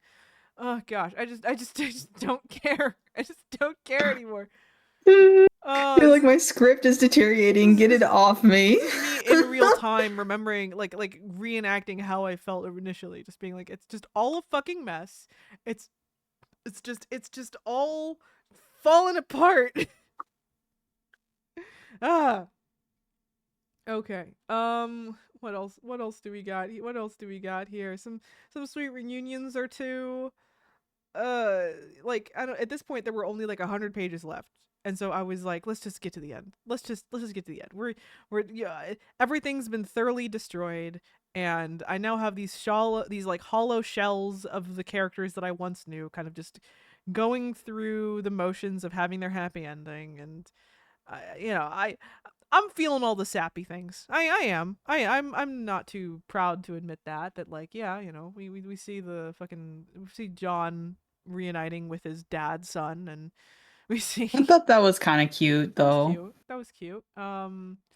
We see them, start to like, we see the cool like collide animation. That's with the battle. We see the Act 7 animation where we see how like that the kids are all right. And all the Liddy hates the dad moment. Liddy explained, why do you hate the dad moment? We both Why do liked you it. hate the dad We both moment? liked it. We both liked it. That's not his dad. We are aware. Why did you not like it? Yeah. It's a replacement dad essentially. She just stands there. It's kind of funny. It's a replacement dad. I don't know. It was just kind of funny. I we thought it was fine. So what? John gets adopted. That's nice. That's okay. I thought it was cute. Yeah.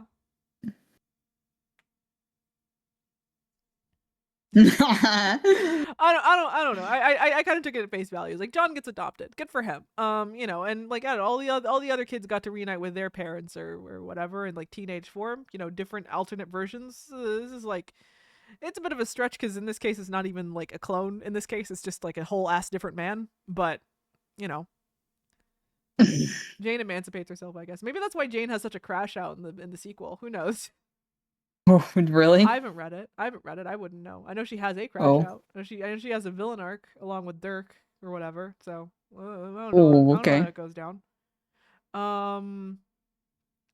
So yeah, there's like a final animation. The final animation is really really good. Honestly, it's a Frog. full ass 2D frame by frame traditional animation. Um, where we get to see a bit of like them defeating Lord English, which isn't really a defeat so much as it is them escaping Lord English.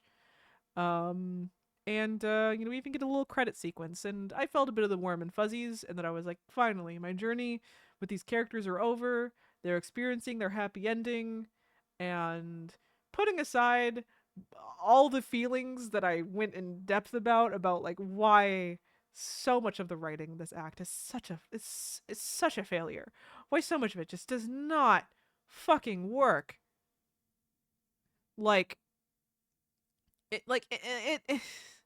at least at least we get an ending that can make me feel something. I mean, hot take here, but like even for Act 7, the art took like a completely 180 turn. It did. They were done It with it, yeah, but it they were was just like, it you was you ridiculous. here, finish it. I don't think Huzzy does animation like that. Like it does like frame by frame animation period, and that's what it needed. So it's like it's fine. I'm fine with that. I yeah, you know. That's Um actually diabolical that the credits came 6 months after. That's I diabolical. I think I remember that as the thing. I think I was just so done. I think I did check back in when I saw that, but yeah, that's funny. Um oh yeah, I guess sorry about the accidental spoilers there with Dirk and Jane's villain arcs. I know nothing about it outside of just that out of context like they have villain arcs. I don't know. I don't know the context for it. I don't know how we're supposed to take it if it's like they're actually evil now or what. I just know they have some kind of villain arc. I've seen pictures. That's it. And I don't know about Yiffy. I know about Yiffany. Those are the two things I know. I know nothing. Um I won't explain Yiffany. You'll have to find out yourself if you wish to Okay. explore. Um yeah, I don't know. That's kind of just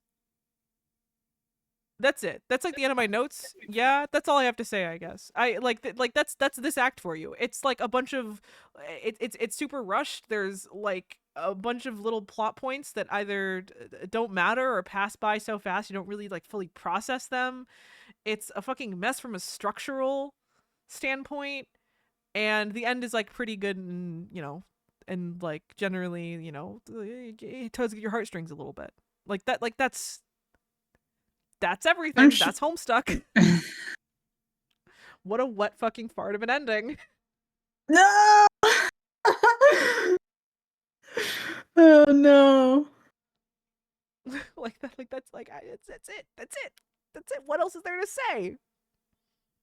This is why the fandom fucking fell off the face of the earth, because it just kind of ends like this. It, it probably was super bittersweet for a lot of Yeah. people, honestly. It's Yeah. bittersweet.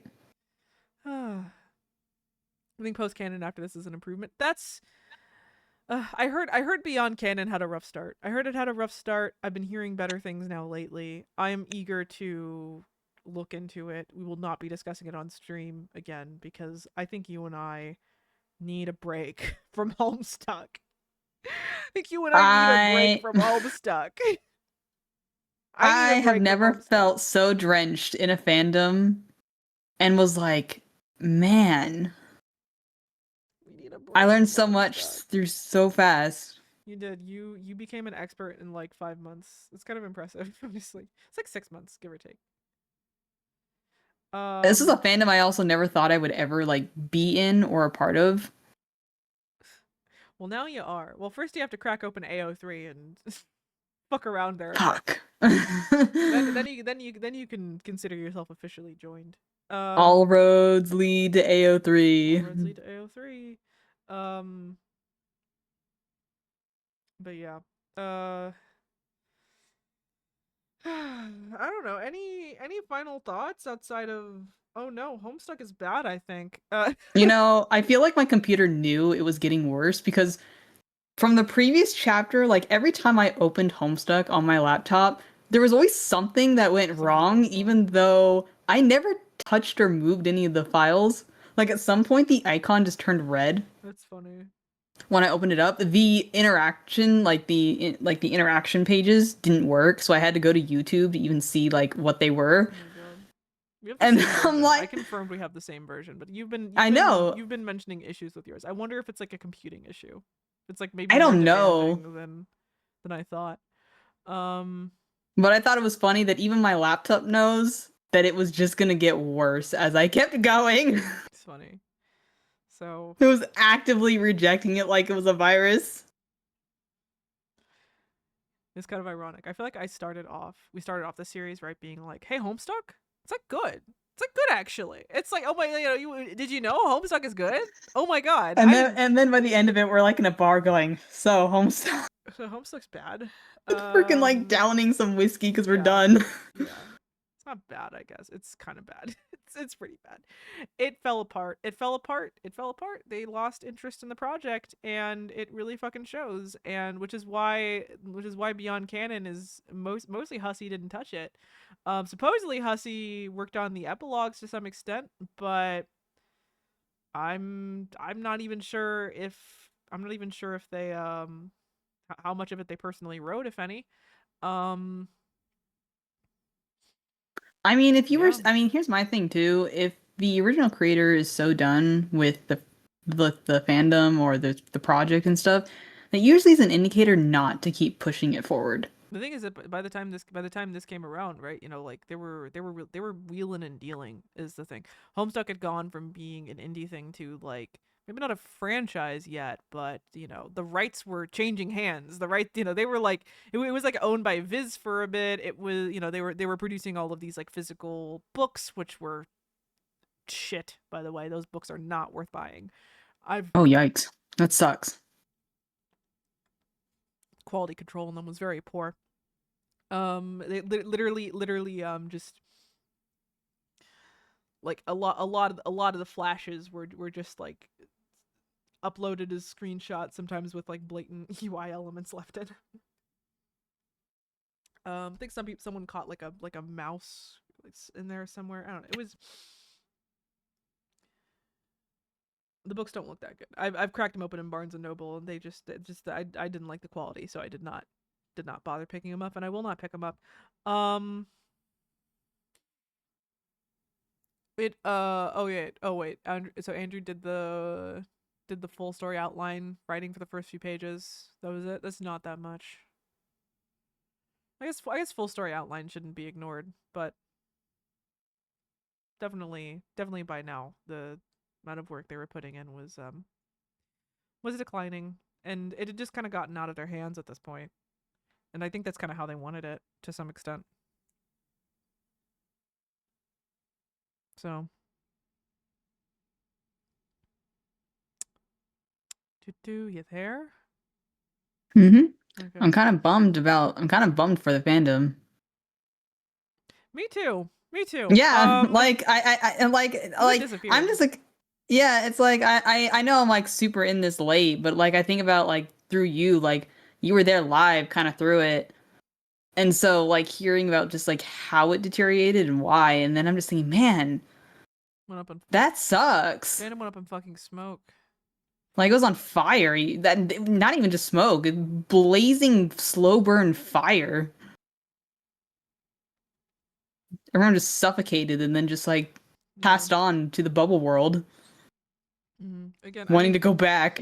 again, at least most of them found other things to obsess over. Like I said, Undertale and Steven Universe were big ones. Yay, Um, Toby Fox. yeah. So that's something. Jester Quest and Circus Break. Okay, I'm not reading those. Um,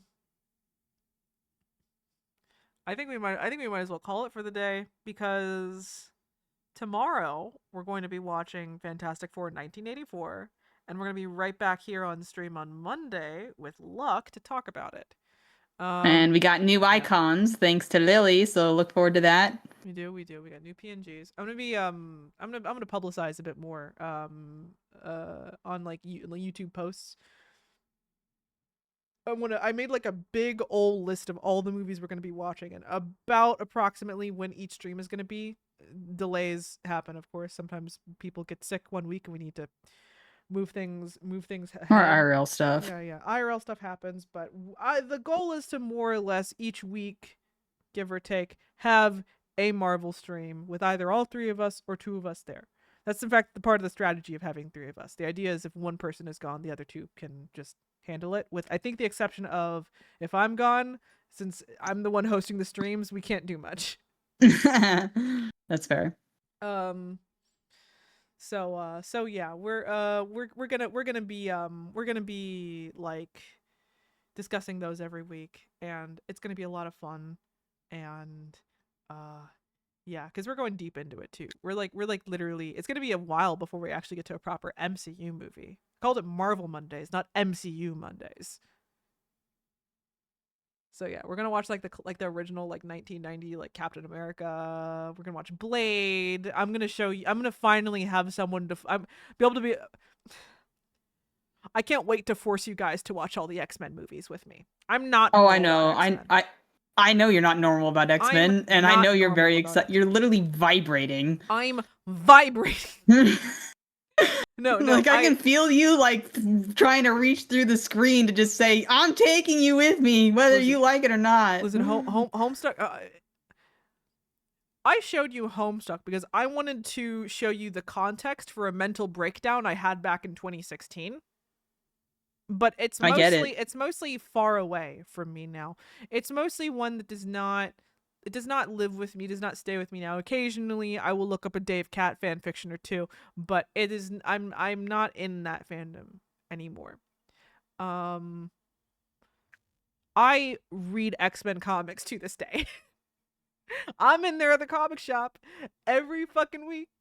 And I pick up my Uncanny X-Men, my Peach Momoko Ultimate X-Men. I read them and I like them. And You forgot I've about been hmm? you forgot to mention Nightwing ass. Oh, well that's DC. Separate.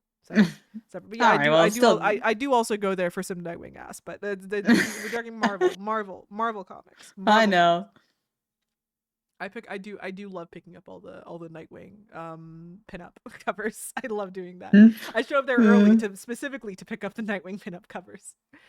Um oh yeah, the mental breakdown flash. Which one was that? That was the one where Caliborn got his ass kicked and he had a whole like crisis over it, yeah? That was fun. But yeah. Um I get to explain to you my specific type of comic book mania in my head. And this is also a journey that we're going to be taking one movie, one series at a time. So yeah, easy enough to follow along. I will provide a list so you can follow along, and in Discord we'll be making an effort to do some watch parties so that way you can literally watch along with us if you so desire. Um so yeah. Uh I'll be doing some more posts about it and such. I'm excited for it. Yeah. I'm not super knowledgeable. I'm more of a movie fan than a comic book fan, though. So Well, the point of this is to through the movies maybe start acclimating you more to the comics, which will also involve occasionally me forcing you to read some of the comics in order to get context. For the first bit of extra homework, I just gave you a Godzilla Mendoza video in which he interviews a lot of the cast for 1984, because I think like the production and like why that movie was like last minute canceled is maybe more interesting than any further context you could get about like what comic run it was based off of or whatever. If you want to if so yeah, I like we'll see. Honestly, I was even talking with Luck and I was explaining that like yeah, sometimes I want you guys to read comics, but I'll probably just have you guys go look at like summaries of certain storylines on YouTube that are available. Um just because I don't want to force you guys to read like 100 issues of something in like a week. that's a lot. That's a lot of comics. Yeah. I mean it would go by fast, but like it would still be like a pain. And I want to I want to keep this directed. I want to keep this more focused, and I don't want you guys to be, I want the Burnout homework. I want the homework to be, oh, no, yeah, burnout one, but also I want the homework to enhance it, not for it to be and be more fun. required reading for the audience. Yeah. Uh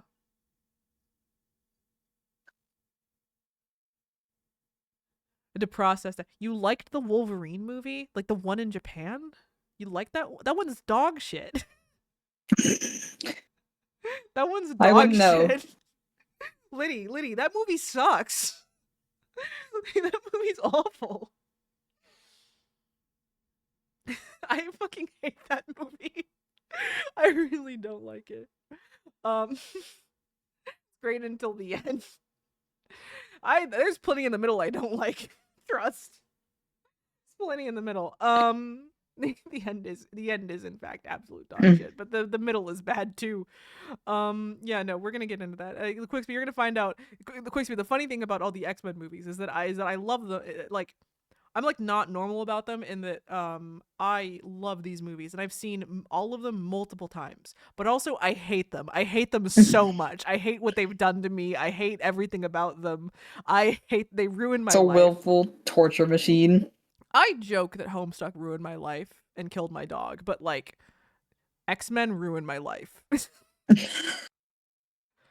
X-Men's the reason why I'm not normal. Homestuck just like Homestuck helped set off the chain reaction. X-Men's the reason I'm not normal. Trying to think what would be mine that started everything. Owen Lydia. That's kind of funny. It's kind of funny to say I dislike Japan. I unironically did a semester in Japan and spent 4 years studying Japanese, and I've been to Japan twice, and the movie is just messy. The movie is just messy is the issue, and it's not Wolverine at his best. Wolverine is at his best when he's playing opposite to other people. He does not work very well as a solo character. I What do you stand by think of that. Deadpool and Wolverine? It's fun. It's fun. I It's fun. liked It's a it. fun movie. It's a fun movie. I have my issues with it. We've been just reviewing Marvel movies for the last 15 minutes. Let's just wrap up stream. Monday. Monday soon. For now, thank you so much for watching.